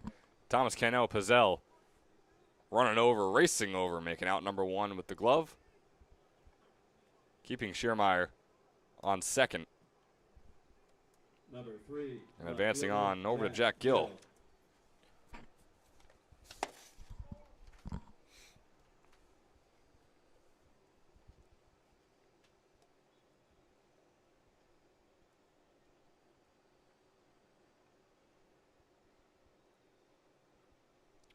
Gill has certainly had himself a eclectic day. Has a hit, a walk, and a hit by pitch. Has been on base all 3 plate appearances.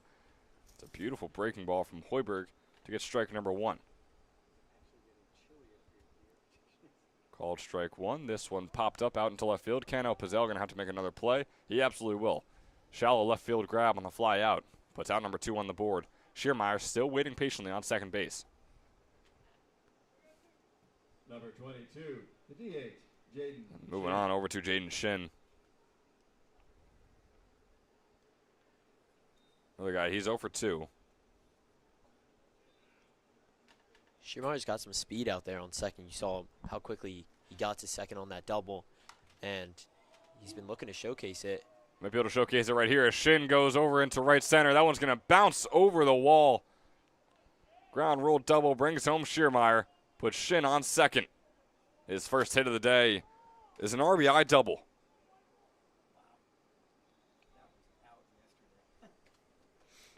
Had the wind blowing his way and everything. That's what helped it get out there so quickly. Shortstop, Jackson Scrow. It's a deeper part of the field right there, right next to this 370 sign. Surprising bounce, to be honest. Very surprising bounce. Yeah, there was some trampolines out there in right field. I was surprised that it got so high to get over the fence and hop over the fence for the ground rule double, but it does exactly that. Jaden Shin is on second. It's an 8-1 ball game in favor of the Capitals. Excuse me.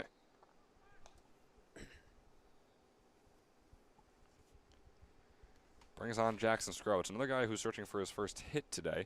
He has a couple of walks, including an RBI walk.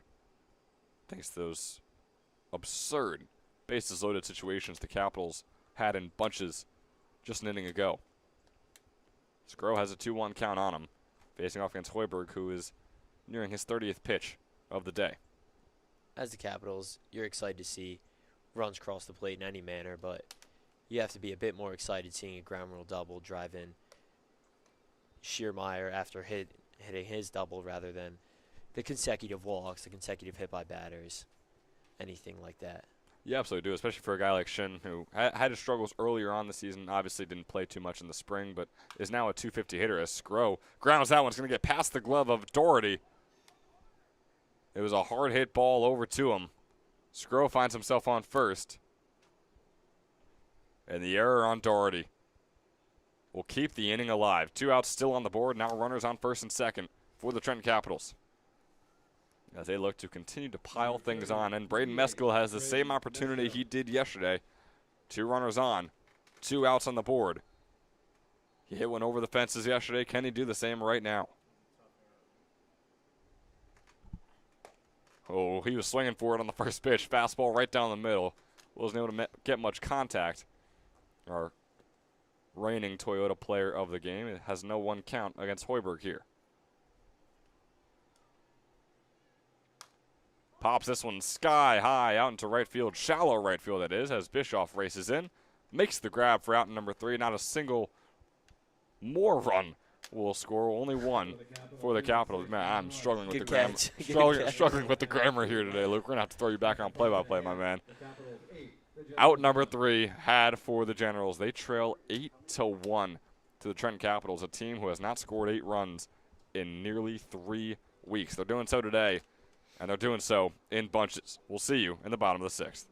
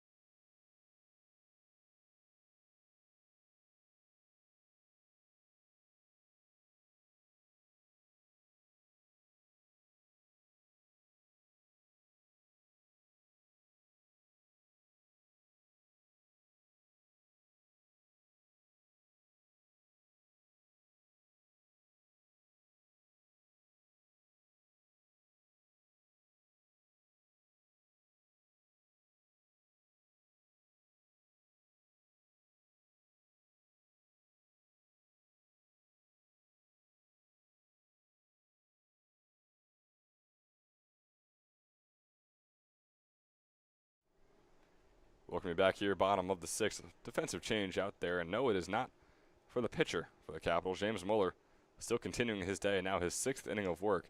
This will be Braden Meskel, who we've said his name a few times today, thanks to batting in the order. We actually just said his name as he popped out for the 3rd out in the top of the 6th. Now he is behind the dish, wearing all that gear, and playing catcher for likely the remainder of this game. James Mueller, after that pitch, seemed to get some dirt in his eye, so he's going to take a second to try and take care of that. He's facing off against Ploppert here, who has been an incredible hitter for the Generals so far this summer. Is 0 for 2 so far today.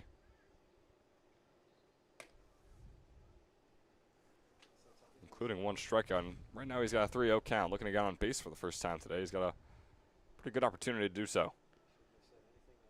Yeah, he's an incredible hitter and also an incredible base runner. He leads not only the team, I believe he leads the league in stolen bases. He does, yes. ECCBL. 11 stolen bases to Ploppert's name at the moment. 11 and likely rising in the 13 games he's played. Swung on and foul. So after a called strike, a foul ball, the 3-0 count turns into a full one.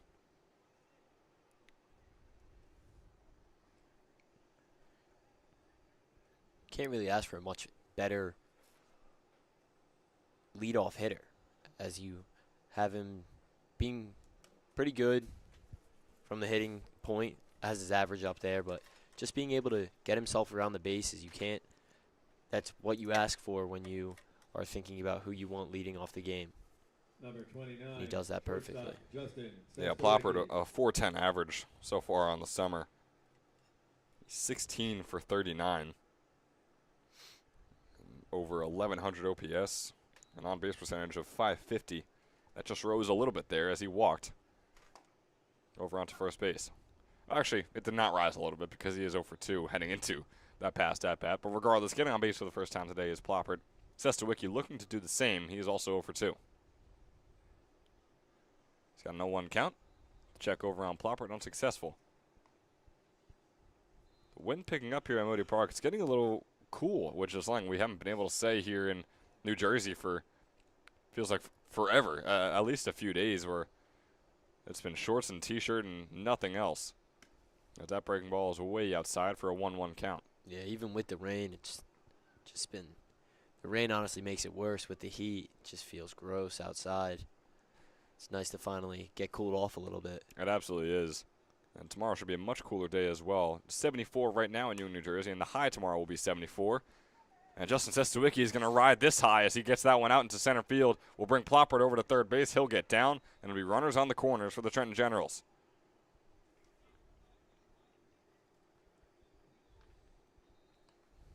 Not a bad way for a couple of guys to get on base for the first time today. Sestawicki walks, or Sestawicki gets the hit out into center field. Mueller walked Ploppert in the first at-bat. And now Mueller will have a visit with his dad, of all people. Coach of the Caps. And after 75 pitches, James Mueller's day is done. An absolute gem of a day for James Mueller. 5 innings, allowed 4 hits, not a single earned run to his name. Walked 3 batters, struck out 3 as well. Simply consistent for Mueller. Through 75 pitches, faced 20 batters in those 75 pitches, 42 strikes on the day as well. New pitcher coming in for the Capitals. We'll let him get his reps in, and we'll be right back. The continuation of the bottom of the 6th right after this. Hi, my name is Dr. Philip Glassner. I'm a hip and knee replacement specialist at Mid-Jersey Orthopedics. We're a multi-specialty orthopedic practice with offices in Flemington, Bridgewater, and Washington, New Jersey. We have 18 fellowship-trained specialists to take care of you from your neck down to your toes. We offer conservative management such as bracing, therapy, and injections through surgical interventions as well. Our goal is to keep you active and healthy and get you back in the game. We also offer on-site digital x-ray as well as MRI. We have evening and Saturday morning office hours to assist with convenient appointment times, as well as having walk-in appointments available. Call us or visit our website at midjerseyorthopedics.com so we can help you to live life better.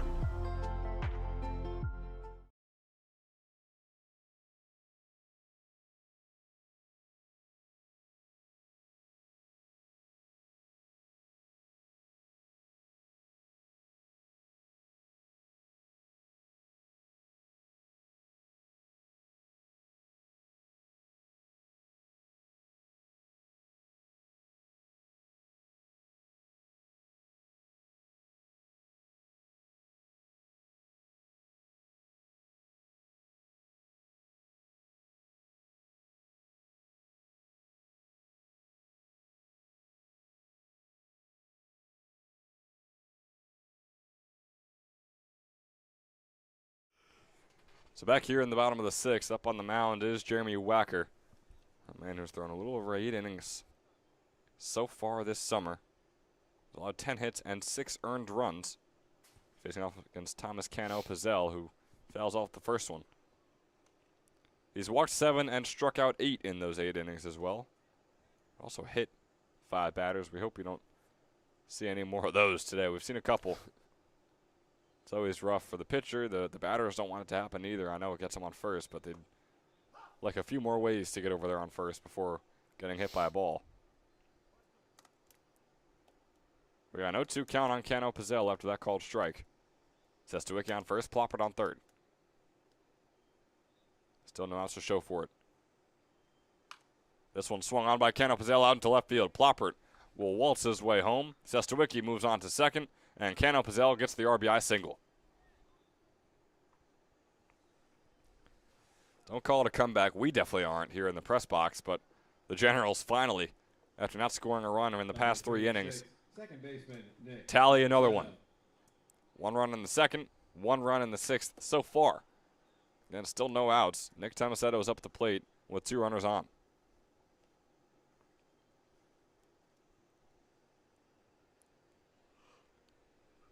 First pitch for Tomasetto is going to be a bit of a changeup, it looked as though, on the bottom right corner.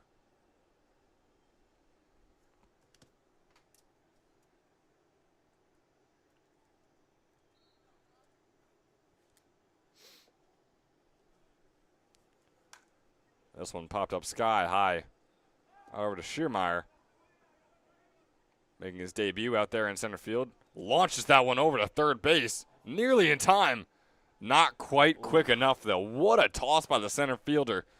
My goodness, couldn't get the out to show for it. But wow, oh wow, what a play. That was in deep center field. Sestawicki, sure he was racing over to third, but he probably thought he was going to be safe the entire way through. Didn't think it would be that close. But it was. Regardless, still only 1 out on the board thanks to that catch by Schiermeyer. Good job from Barbash to stay in there and take that one to no avail, but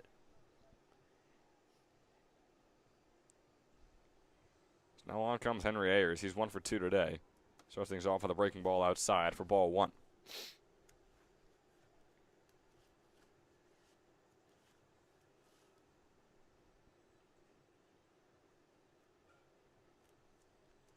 The 1-0 pitch. Runners on the corners. Going to check Cano Pizzell as Jeremy Wacker. Nothing to it. So 6 hits for the Capitals today, now 5 for the Generals. And it's an 8-2 ball game in favor of the Capitals. This one off the bat of Ayers is going to go foul. As there's a truck driving around the parking lot of those Moody Park basketball courts. You hope that no car has yet to be hit today. Here's the 1-1 count. Ball's going to be way inside, bring up a 2-1. Henry Ayers, a 300 hitter so far on the summer. Was a 470 hitter at Seton Hall Prep. He's the Middlebury commit. Looked real solid so far this summer. He's got a 3-1 count. That was a good-looking pitch right there. yeah. Off the hand of Wacker, but from our press box view, probably looked a little bit better than it actually was. Looked to be low, below the strike zone for ball 3, 3-1 count. There's the pitch from Wacker. outside, and it'll load up the bases. So the Generals Number 7, first baseman, have an J.C. opportunity. Of course, I LaCroix. mean, you have J.C. LaCara up at the plate, and even a grand slam would still make this a 2-run lead for the Capitals, but it's a great situation to be in. You really hope you can tack on 1 or 2 runs at least. Just keep crawling closer and closer to that 6-run lead that the Capitals currently hold. First one for LaCara is fouled off over us, brings up an 0-1 count.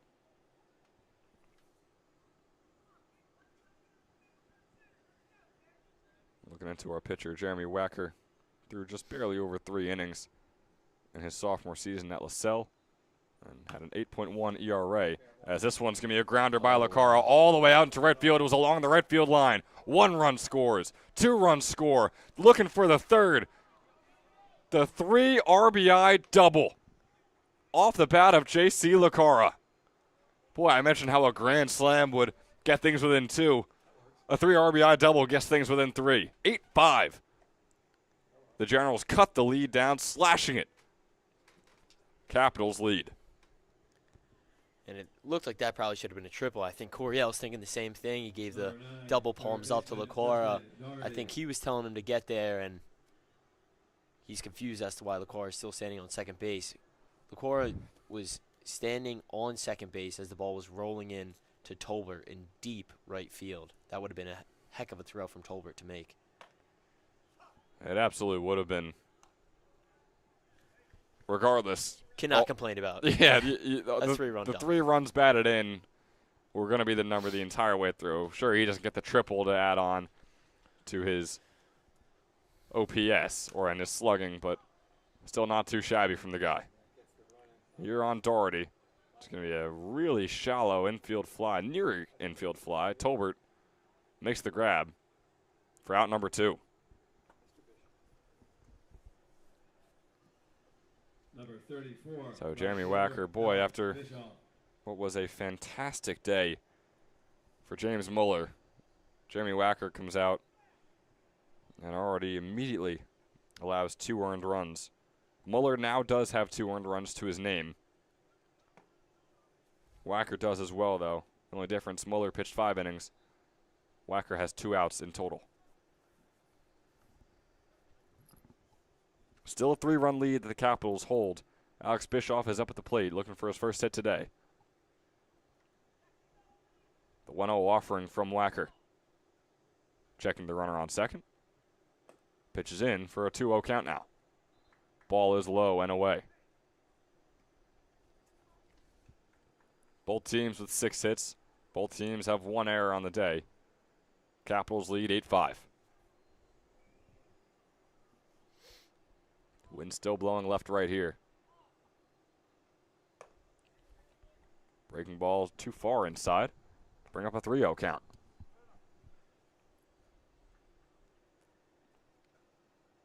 Chris Salmon on deck for the Gens.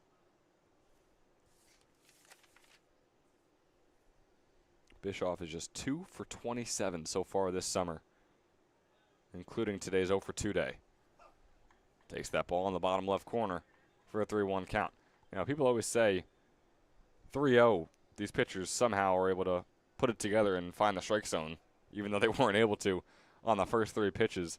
And sometimes coaches wonder, why can't you do that on the first 3 pitches? Well, sometimes they're just lofting it in there, making sure it's a strike, as that one nearly was a grounder along the left field line. Boy, it would have been rough back-to-back at-bats for Jeremy Wacker. Instead, it's going to be a foul ball, and it'll also bring up a full count. Yeah, as weird as it seems, I honestly think that 3-0 pitch kind of takes some pressure off of the pitcher. They know that not too many hitters are coming up there ready to swing, but that's why you get those guys in the big leagues, guys like Aaron Judge, those big-time hitters will get the green light on those 3-0 pitches. If they like it, they're ready to swing.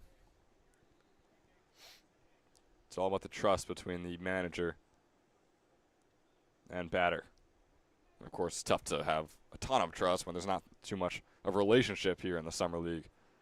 These relationships still so new for most of these guys, as Bischoff grounds that one once again along the left field line for a little bit there, and then it goes off for another foul ball. I feel like we do see a good amount of 3-0 swings in this league, though.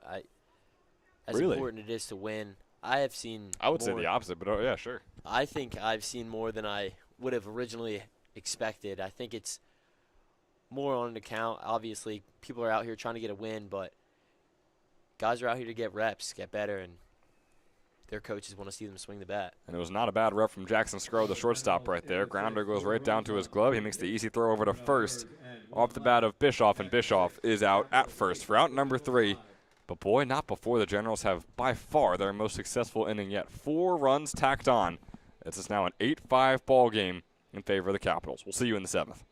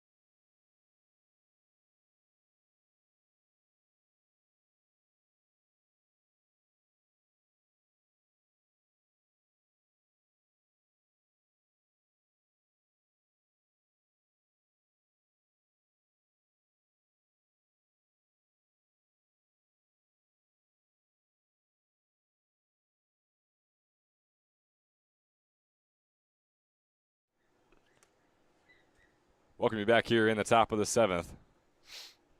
Eddie Appolina up at the plate for the Capitals.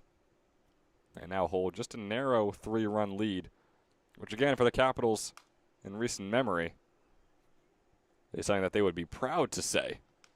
But after just holding an 8-1 lead, sounds a little bit worse. Regardless, it's a lead nonetheless, something that they haven't been able to say they held all the way past the 9th inning for quite some time. Nearly 3 weeks to be exact. A 1-2 count on Appolina here.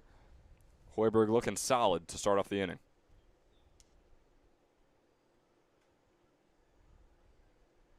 This is his 3rd inning of work. He's allowed 3 hits and has 2 earned runs to his name. Not a single strikeout just yet. Looking for that right here. Here's the 1-2 offering.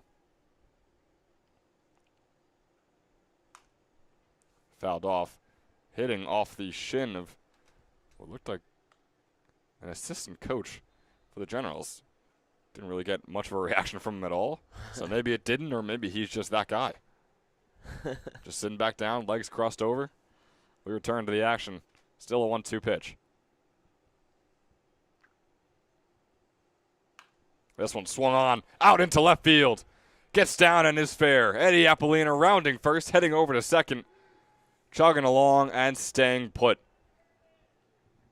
The leadoff double for the Trenton Capitals, starting things off in the top of the 7th.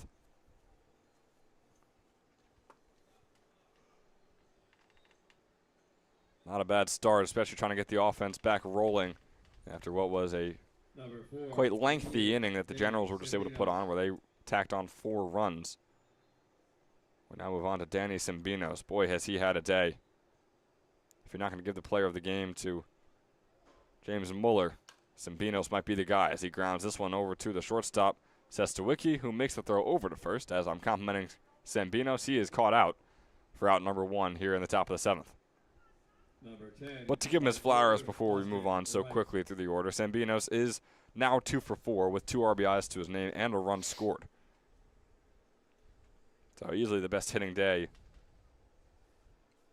of any Capitals player so far. But again, James Muller has also had a fantastic day on the mound. That was a disgusting sinker, curveball, one of the two, right there by Braden Hoiberg for called strike 1 on Austin Wright. The 0-1 pitch is going to be flat out into left center. Pretty good spot for Wright, and it's going to get down. And off goes Appolina over to third. A dangerous run over. Was he in time? The throw was over there, and the catch was made by Doherty. But Appolina will be called safe on third, putting runners on the corners. for Zach Barbash. Good attempt at a tag. A good attempt at a tag there from Doherty. Ball was put on the opposite side. Apollina comes in from the opposite side. He gets it quickly and tries to swing around. Almost puts it. Makes the play a little bit closer than it would have been originally.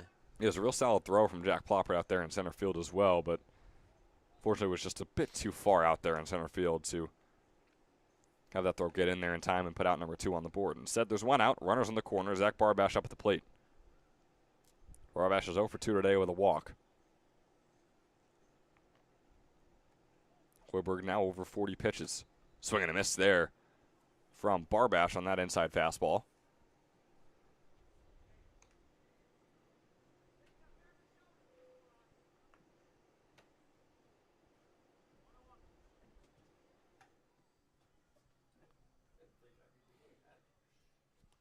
Here's the 1-1 offering coming up from Hoiberg.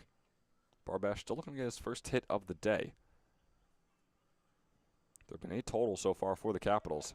So that fastball is inside for the ball. Wright will steal second. Apollina stays put on third. Ayers takes the conservative approach and just throws over to Doherty, the third baseman, to make sure no runs score.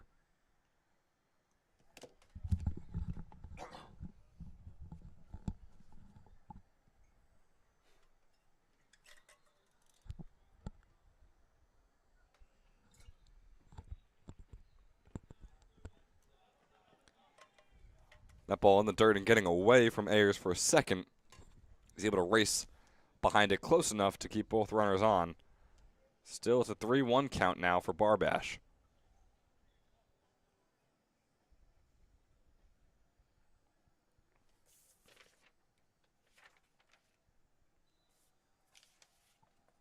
The offering is pieced out into left field.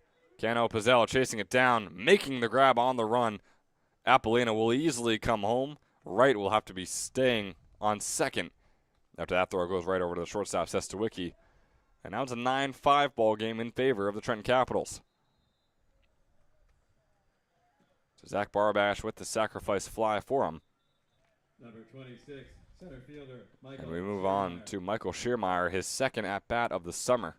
Had the double on the first pitch he faced here in the ECCBL.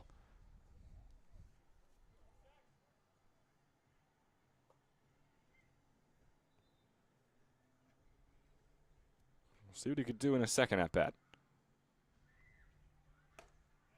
That pitch is going to be in there for a strike 1 on the top right corner.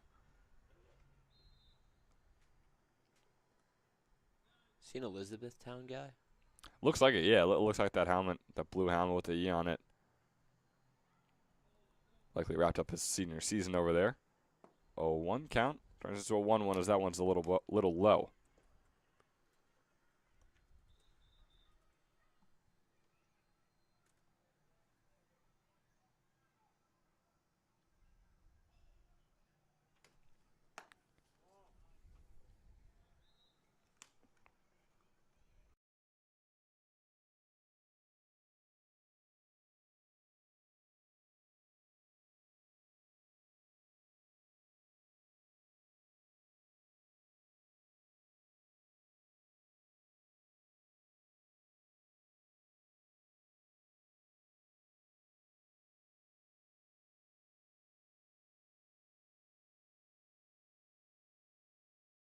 It's fine. I can switch that.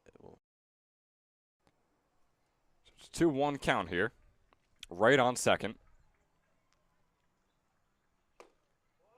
That breaking ball is going to be a bit too far outside and a little low as well, bringing up a 3-1 now. 3-2 rather.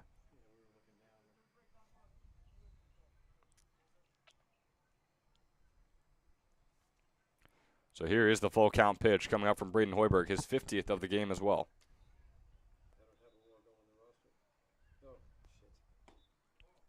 Breaking ball is outside and low once again. Our apologies for missing who this is. A little bit of confusion on the rosters. This has been number 26, Jackson Wargo. Second baseman, number 28, Ethan Tolbert. Bit of confusion for our number 26 out there. Thought it was Michael Schiermeyer for a second. Had some discrepancies in our rosters. Jackson Wargo had that double in his first at-bat. Jackson Wargo just walked over onto first base. After we made that correction on the PA as well, got a little chuckle out of him over on first base. Moving on back to the top of the order, Ethan Tolbert back up. He's 0 for 3 with a walk. 2 strikeouts to his name as well. It's been a rough, rough day for the James Madison commit.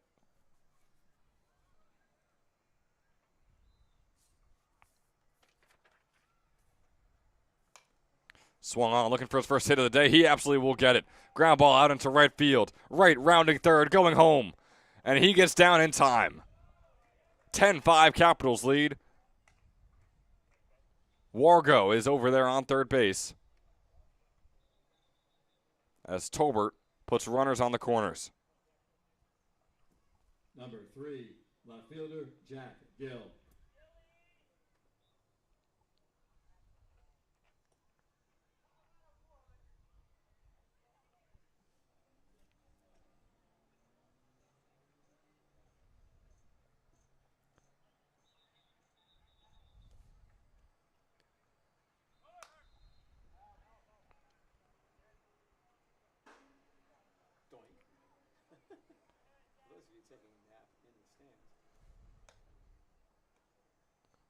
That first pitch to Gill is going to be fouled off behind us.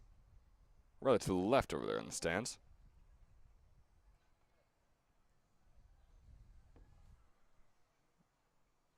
The 0-1 ball with runners on the corners. 2 outs here in the top of the 7th. Off goes Tolbert, but the grounder goes right over to Tomasetto. Good play by him. The second baseman making the throw over to first to finally put the third out on the board. Not before the Capitals, though, answer back. The Generals tapped on 4 in the bottom of the 4th, bottom of the 6th, I should say, and the Capitals answer back with 2 of their own to make it once again a 10-5 lead in favor of them here in the Battle of Trenton. And a reminder, this Battle of Trenton is brought to you by Northfield Bank, proudly serving local communities since 1887 with branch locations across Mercer and Hunterdon counties. Northfield offers simply free checking with no minimum balance, no monthly fees, and no per-check charges. Northfield Bank customers also enjoy free online banking, mobile app access, and a free debit card for everyday purchases. For more information, please visit northfield.com or follow Northfield Bank on LinkedIn, Instagram, Facebook, Twitter, and TikTok at Northfield Bank. We'll be right back with you for the bottom of the 7th.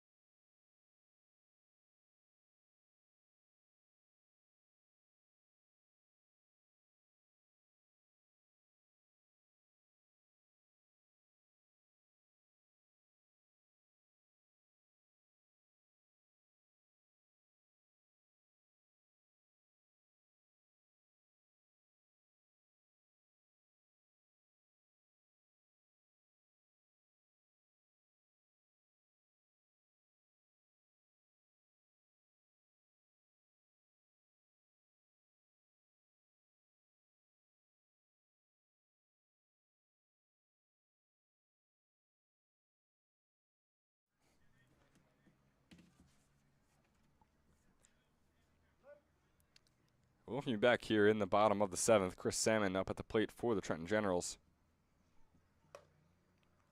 Breaking ball's in there for strike 1. A good-looking one off the hand of Wacker. It's his second inning of work. Threw 22 pitches in that first.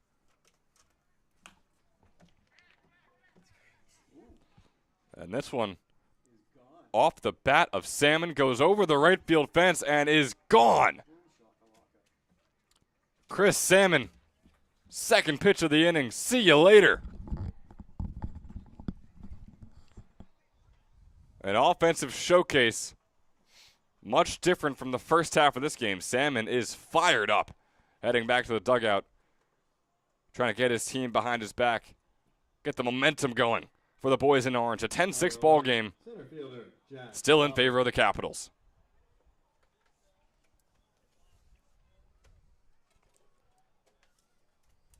So just like that, 2 pitches, 1 run scored for the Generals here in the bottom. Wacker answers right back with another called strike in the bottom right corner, but it has to be a confidence crusher for him. Yeah, no, not ideal to let up that home run. Opposite field, good at bat by Salmon, though. As you can see, he was happy with himself. Even being down, cannot complain when you're putting a ball out of this field. Especially at the bottom of the order. You're stuck down there, waiting the longest each time to get your chance. Made the most of it right there. 0-2 count here on Ploppert after that swing and a miss. This one swung on over to the first baseman, Simbinos. He's going to toss it back to his second baseman, Tolbert. Tolbert doesn't make the catch, but he wasn't on base anyway. It was a tough play to make. Ploppert is going to get the single for that one, his first hit of the day. And just like that, 2 straight hits to start off the inning for the Trenton Generals. One of which, obviously, a bit more impressive than the latter, but regardless, the Gens are rolling to start off the bottom of the 7th here.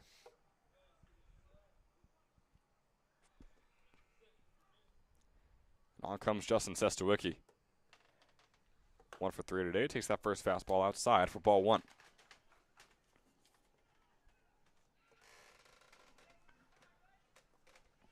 A 400 hitter with a clean 1,000 OPS on the summer as well. Gets on base exactly half the time in all of his plate appearances. So a 400, 500, 1,000 split for him in all 3 of those categories.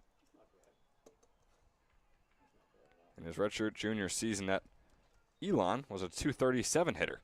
So one of those guys that has taken a big step up when it came to his prior spring season and now in the summer with his ECCBL Southern Division team. He's got a 3-0 count right here on Wacker.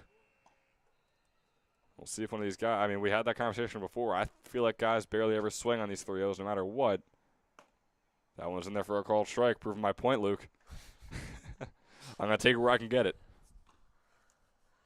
No, that's fair. I'm starting to question myself now that obviously you're a little bit more experienced, a lot of it more experienced than I am in this league. But from what I'd seen, I was surprised to hear you say how little you see these hitters ready to swing on that 3-0 count. Yeah, and that's not this season alone, which I know we've seen probably a similar amount of games in the ECCBL this summer. So I mean, we're just paying attention to different things. Regardless, it was a 3-1 walk right there for Sestawicki.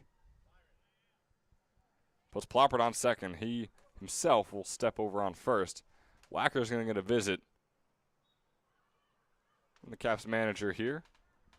And we'll take a quick break as they do so. A 10-6 ball game, no outs on the board. 2 runners on here for the Trenton Generals. They trail by 4 when we come back.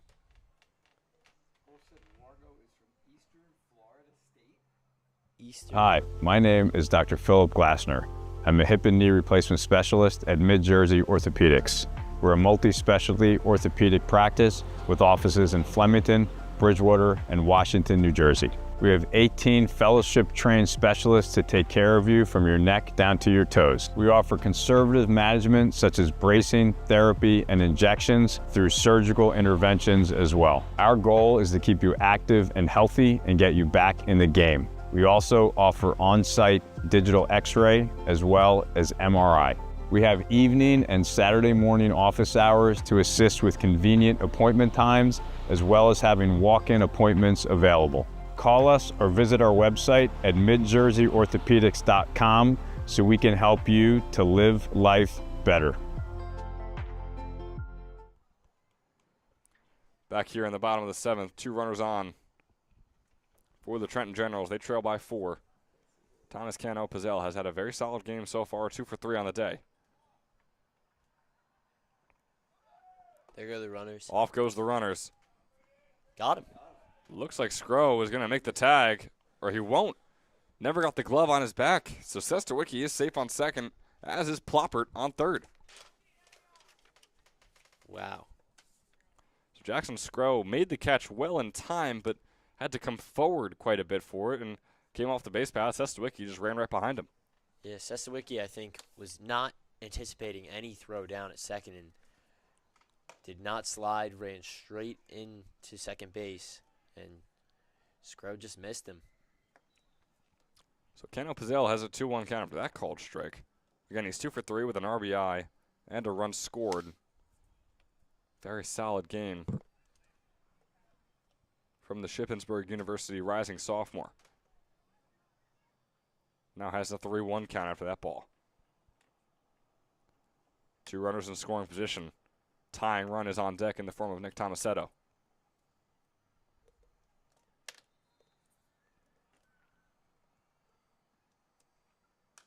Fastball fouled off, brings up a full count. Still not a single out the Capitals have been able to acquire here in the bottom of the 7th. We're already on our 4th batter of the inning.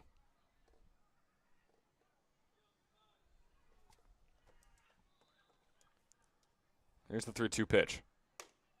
Fastball outside, load up the bases. We've seen a homer from Tomasetto before. We've seen a homer in this inning as well.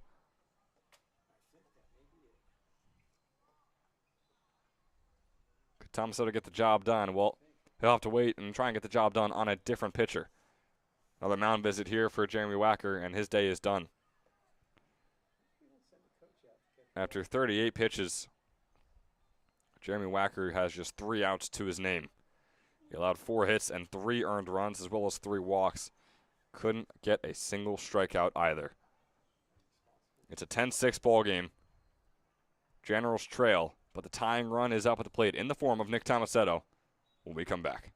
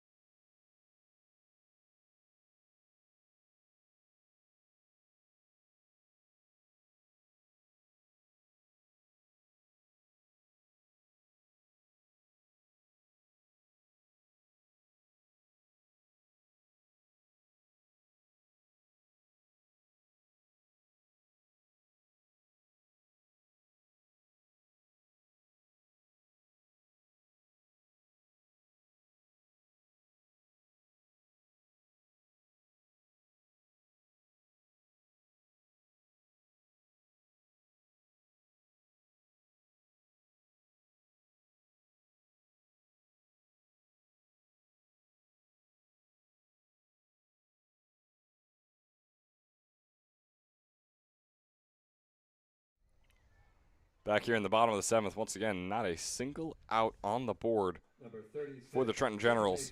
They're coming back up. Nick Tomasetto is the man up at the plate with the bases loaded. And Zach Kasurka is the new arm on the mound. Shrubtip's a freshman season at Gettysburg University. Big hack swing and a miss from Tomasetto on the first. Yeah, that was right where he wanted it. Just wasn't able to get a hold of it. After talking with Manus player Will Burkaw, who is a rising senior over there at Gettysburg, he said that Kasurka is a extremely talented arm, as that one fouled off, bringing up a 0-2 count for Tomasetto. He said Kasurka is an extremely talented arm, but just couldn't see much playing time in his initial season just because of how far of a playoff push Gettysburg was able to make, so they wanted to go to their experienced arms and didn't want to trust it, such an important game into such a young arm, an 18-year-old, and Zach Kasurka out there. But Will Burkaw told me, hey, don't get it twisted. This guy is the real deal. He's got an 0-2 count on Tomasetto. Looks back at the runner on second as Coach Mike Coryell yells his runner Sestawicki to get back. He's all set. But after nearly 12 innings pitched so far this summer, Kasurka has allowed 7 earned runs and 9 hits. He struck out 13 batters as well. It all comes out to a 4.2 earned run average. That fastball is in there a bit low for a 1-2 count. And he is desperate to get his first out right here, especially against a hitter like Tomasetto, who doesn't have a hit yet today, but we know what he's capable of. Saw that 5-for-5 game from him just this past Tuesday, I should say. That ball's in the dirt, bring up a 2-2 count. Good job with Mesco. Still Mesco back there? It is still Mescal back there, yes. Good job by him to keep that ball in front. Not let any of these runners advance.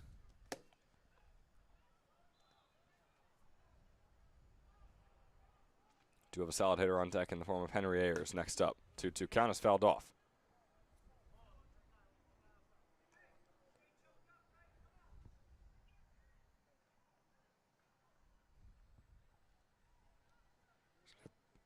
The umpire asking for some more balls after this pitch.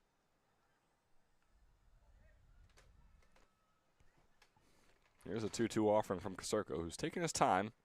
Finally tosses things down. It brings up a 3-2 count. That fastball in the dirt. So still looking to get his bearings.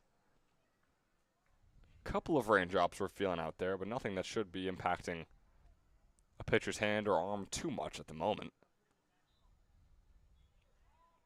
Here's the full count pitch. In there, swung on by Tomasetto. Over to Skro. Skro makes the grab and tags on to second. Still just the first out, though. Ploppert comes home and makes this a 10-7 ball game. Still in favor of the Capitals. But boy, are the Generals inching and crawling and scratching their way back. Runners on the corners. Sestawicki on third. Tomasetto on first. Keno Pizzell was the man out at second, thanks to the play by Skro.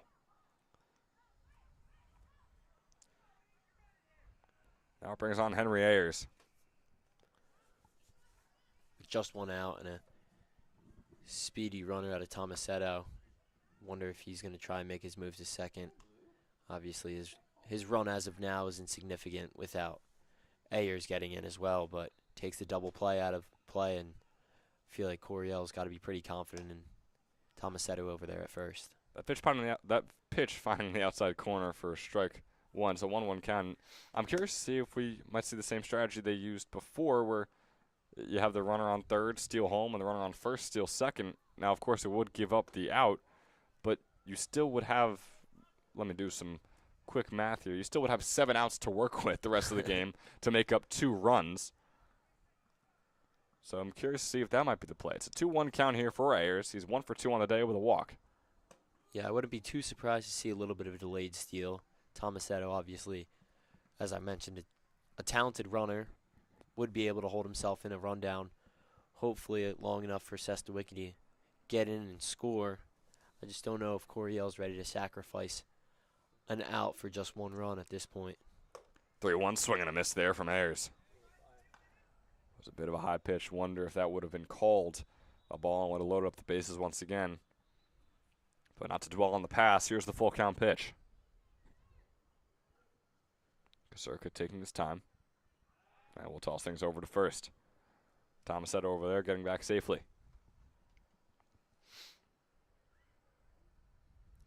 Rain coming down a bit heavier here now at Moody Park.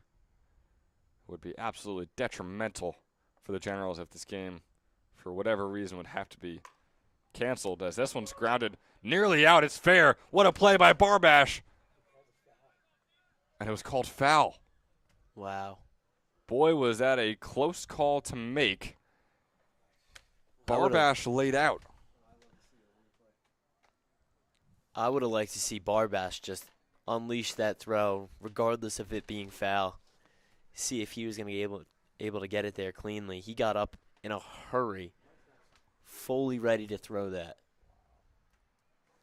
Well, here's the full count pitch once again. Kasurka, it's in the dirt, and it loads up the bases. So the Capitals even might want that one back. You would think the Generals would want it back because it would obviously very likely get Sestawicki home. Barbash never even looked home. Sestawicki was pretty much already safe. But now you think the Capitals might want that back because it just gets the out on the board and doesn't have a bases-loaded one-out situation that we are facing right now here. Yeah, you'd have to think that favors the Capitals more than it does the Generals in that situation. We have J.C. LaCar up at the plate. Last time he was up at the plate, he had a 3 RBI double for the Gens in that 6th inning. Would love that right here. Has a chance to do it. 0-1 count. Swung on, fouled off. He's seen the bases loaded in each of his past 2 at-bats.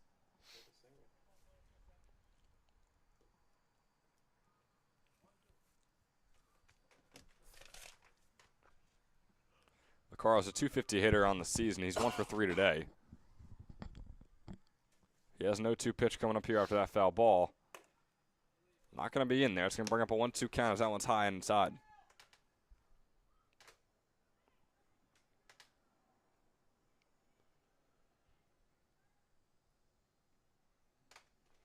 Still only 1 out on the board for the Capitals. That ball is a curveball that's way behind LaCara. Home comes Sestawicki, the runners advance, and it's a 2-run ball game here at Moody Park. Kasurka not happy after that one. Clearly lost control of it. You wonder if it's the rain. You wonder if it's just maybe his arm. I mean, he's only 18 pitches in. Regardless, it's a tough one to have to give up.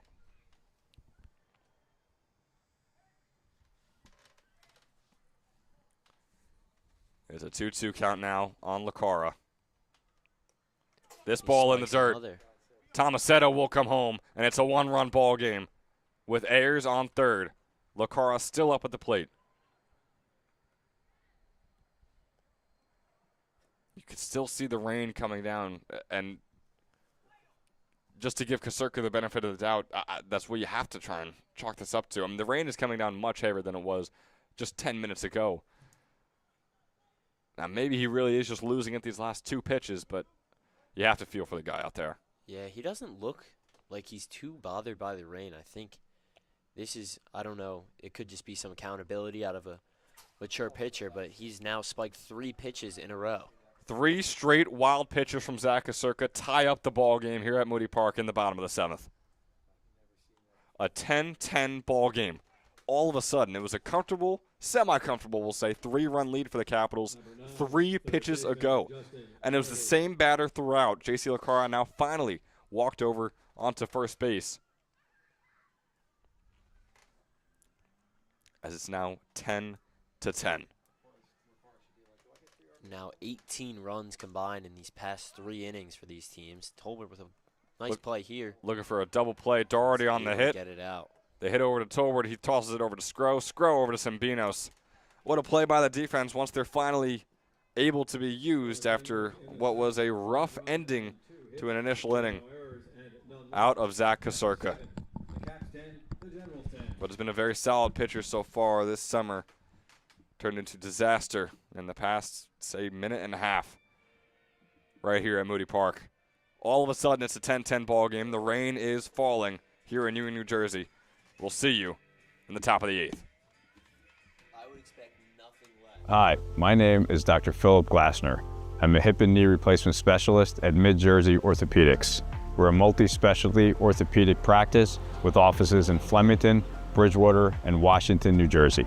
We have 18 fellowship-trained specialists to take care of you from your neck down to your toes. We offer conservative management such as bracing, therapy, and injections through surgical interventions as well. Our goal is to keep you active and healthy and get you back in the game. We also offer on-site digital X-ray as well as MRI.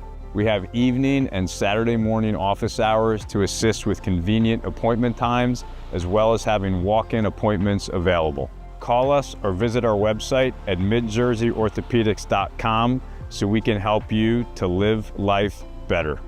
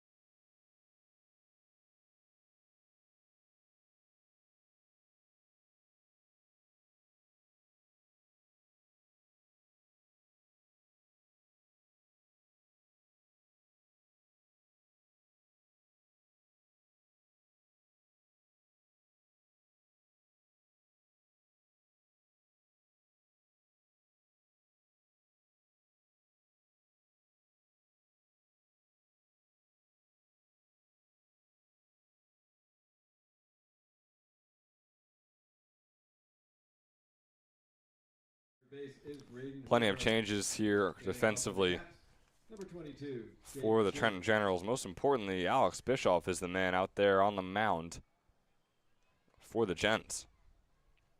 And some other changes.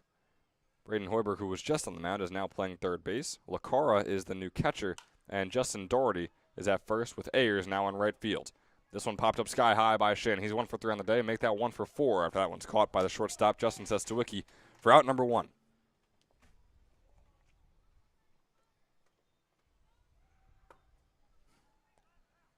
Number 12, shortstop Jackson Stroh. So plenty of defensive changes. We'll see.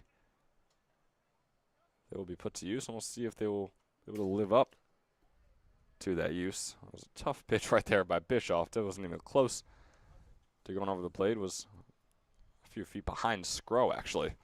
So it brings up a 1-0 count. Rain is still falling pretty heavy. Not exactly sure if you could see on your screens, but a good downpour here at Moody Park. That fastball is inside for ball 2.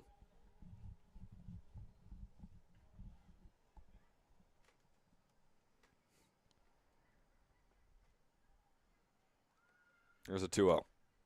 Fastball inside.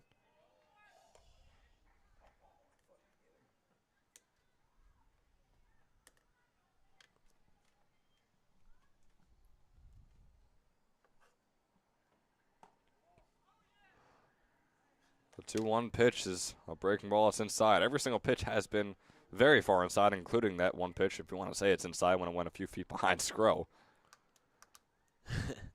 3-1 offering coming up here by Bischoff. Threw that one over the plate. Scrow tried to take advantage and said he'll foul this one off and bring up a full count. Rain keeps on falling heavier and heavier.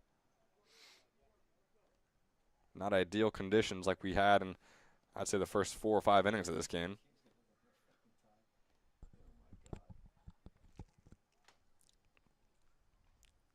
Three-two pitch. Scrow tries to take advantage, puts out into right center. Chased down by Ploppert, and the catch is made by Ploppert for out number 2. 2 up, 2 down here in the top of the 8th. Generals keeping the momentum going from the bottom of the 7th. Number 30, catcher Braden Meskill.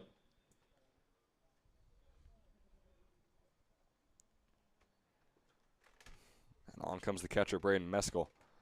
Still searching for his first hit today.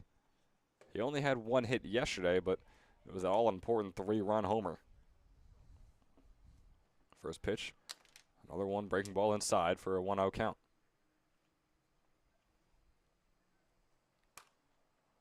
Meskill grounds this one over to Tomasetto, who makes the throw over to first, and the easy catch is made by Doherty. 3 up, 3 down from the Generals. A quick top of the 8th inning, and they're right back up at the plate, looking to add on to their 5-run bottom of the 7th and hopefully take the lead in the bottom of the 8th. We'll see if they can do it when we come back.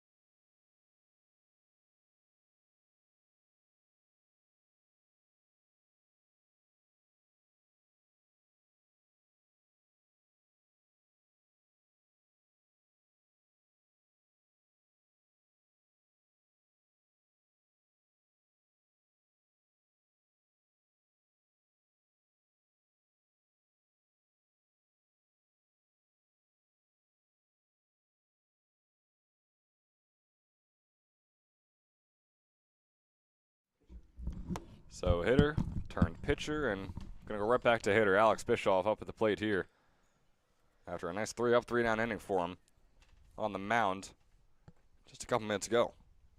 Starts off with a 1-0 count against Kasurka and make that a 2 after that one's in the dirt. The rain is falling here, Luke. I mean, it's coming down pretty heavy. Yeah, it does look like it's coming down. Originally, it looked like it wasn't going to play too much of a factor, but this one fan looks like he's headed back to his car out there. You can't blame him. We're lucky enough to have the roof over our heads here in the press box, but rest assured, whenever this game comes to a close, we hope it can come to a close after 9 or 10, depending on if this tie game resumes. But whenever this game comes to a close, we'll be racing back to our cars. 3-1 count here on Bischoff.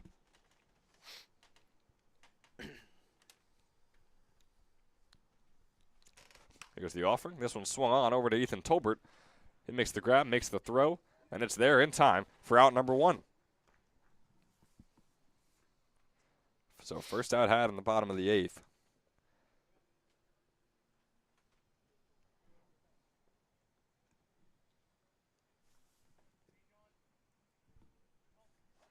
Number 37, third baseman, Braden Hoiberg.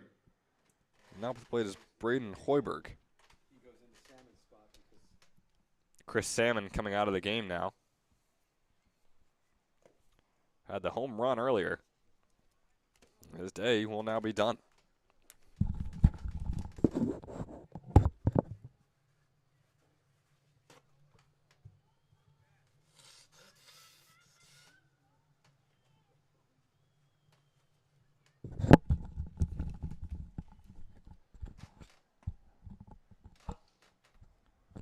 So in Hoiberg's first step out of the game, he's got a 1-1 count.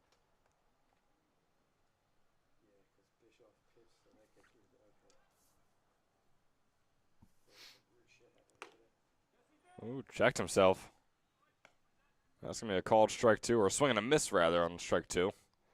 Someone yelled, yes, he did. I'm not sure if it was the catcher, the pitcher, or who it might have been. Here's the 1-2.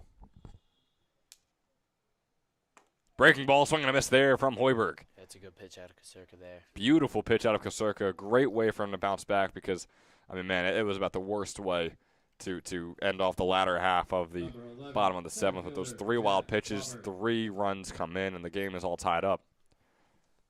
He's bounced back in a big way. He's got the top of the order due up right here, Jack Ploppert. Ploppert is 1 for 3, had the single earlier on.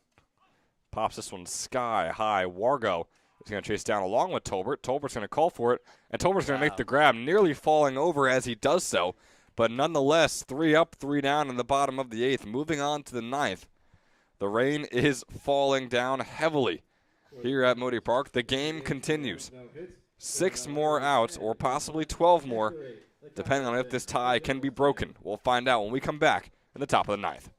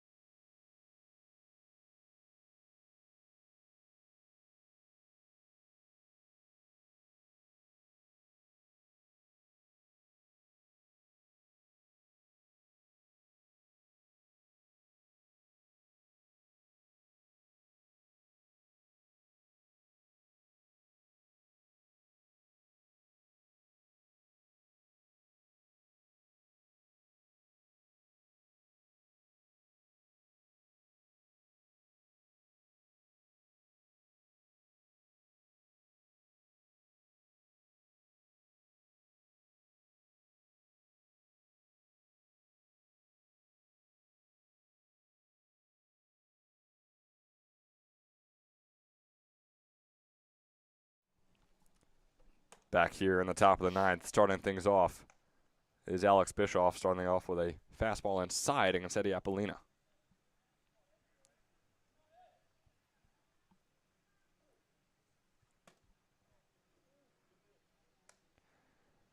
Apolina's lone hit of the day was the double we saw earlier. It's the RBI double. He's got a 2-0 count. Make that a 2-1. Breaking ball finds the bottom right corner. And it looks like you can start to see some raindrops on your screen. In person, trust me, it is a downpour here in Ewing, New Jersey. This one's going to be fouled off the bat of Apolina and will be strike 2, 2-2 count.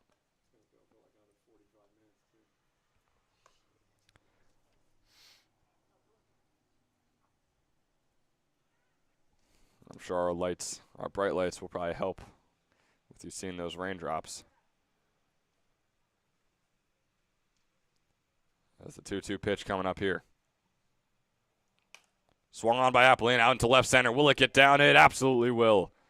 Eddie Apolina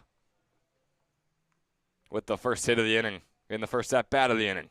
Not a bad way to start it off for the Capitals, who somehow have to try and get a run to take back the lead and try and win this game after leading 8-1 heading into the bottom of the 6th.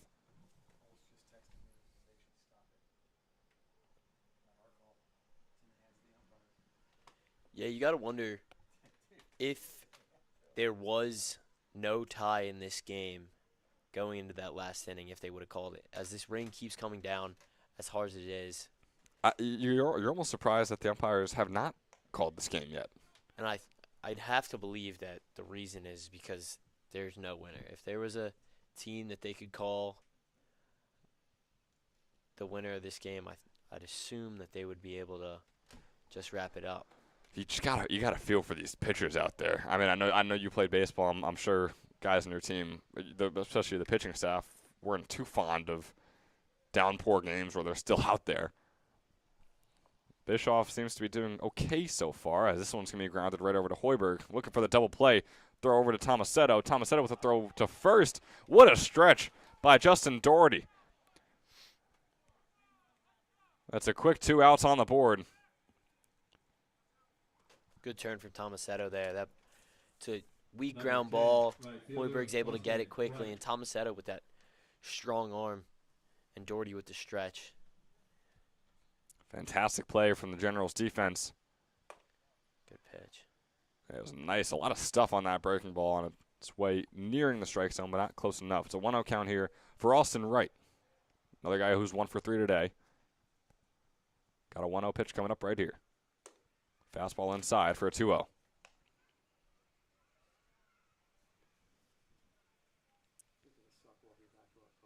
Wright is 1 for 3. Had that sacrifice fly earlier as well. He's got a 2-0 count. Swing and a miss. Make that a 2-1.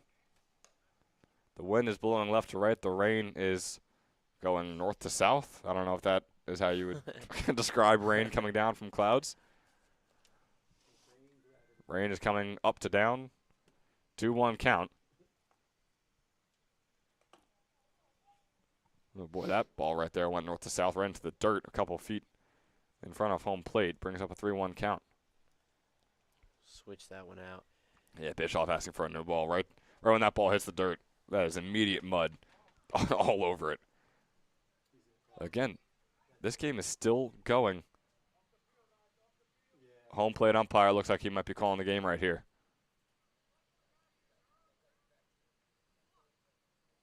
He's having the players head off the field.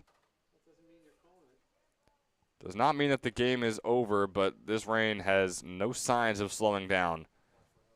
So it very well might be it here from Moody Park, and it might be our second straight tie on our weekday night games here in the ECCBL regular season. We'll take a quick break and be back momentarily for an update when we have it. We'll see you there.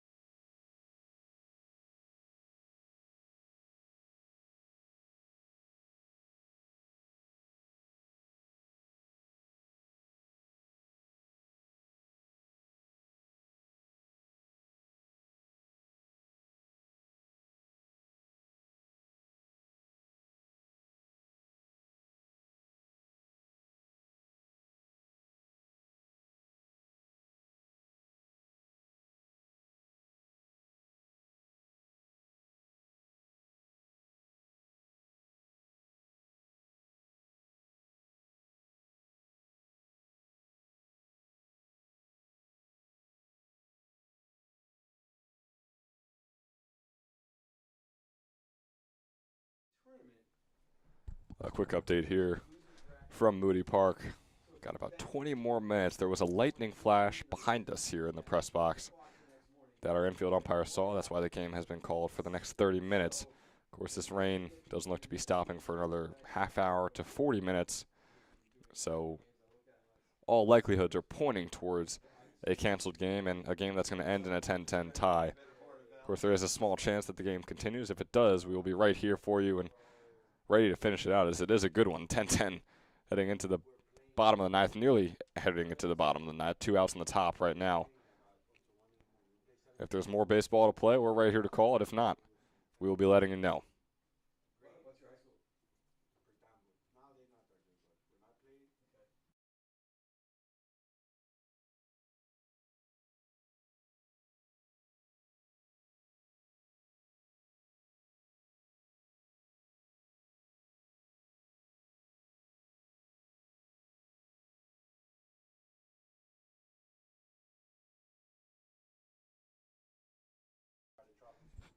And as of right now, the ball game has been called. So the game will end a 10-10 game here at Moody Park.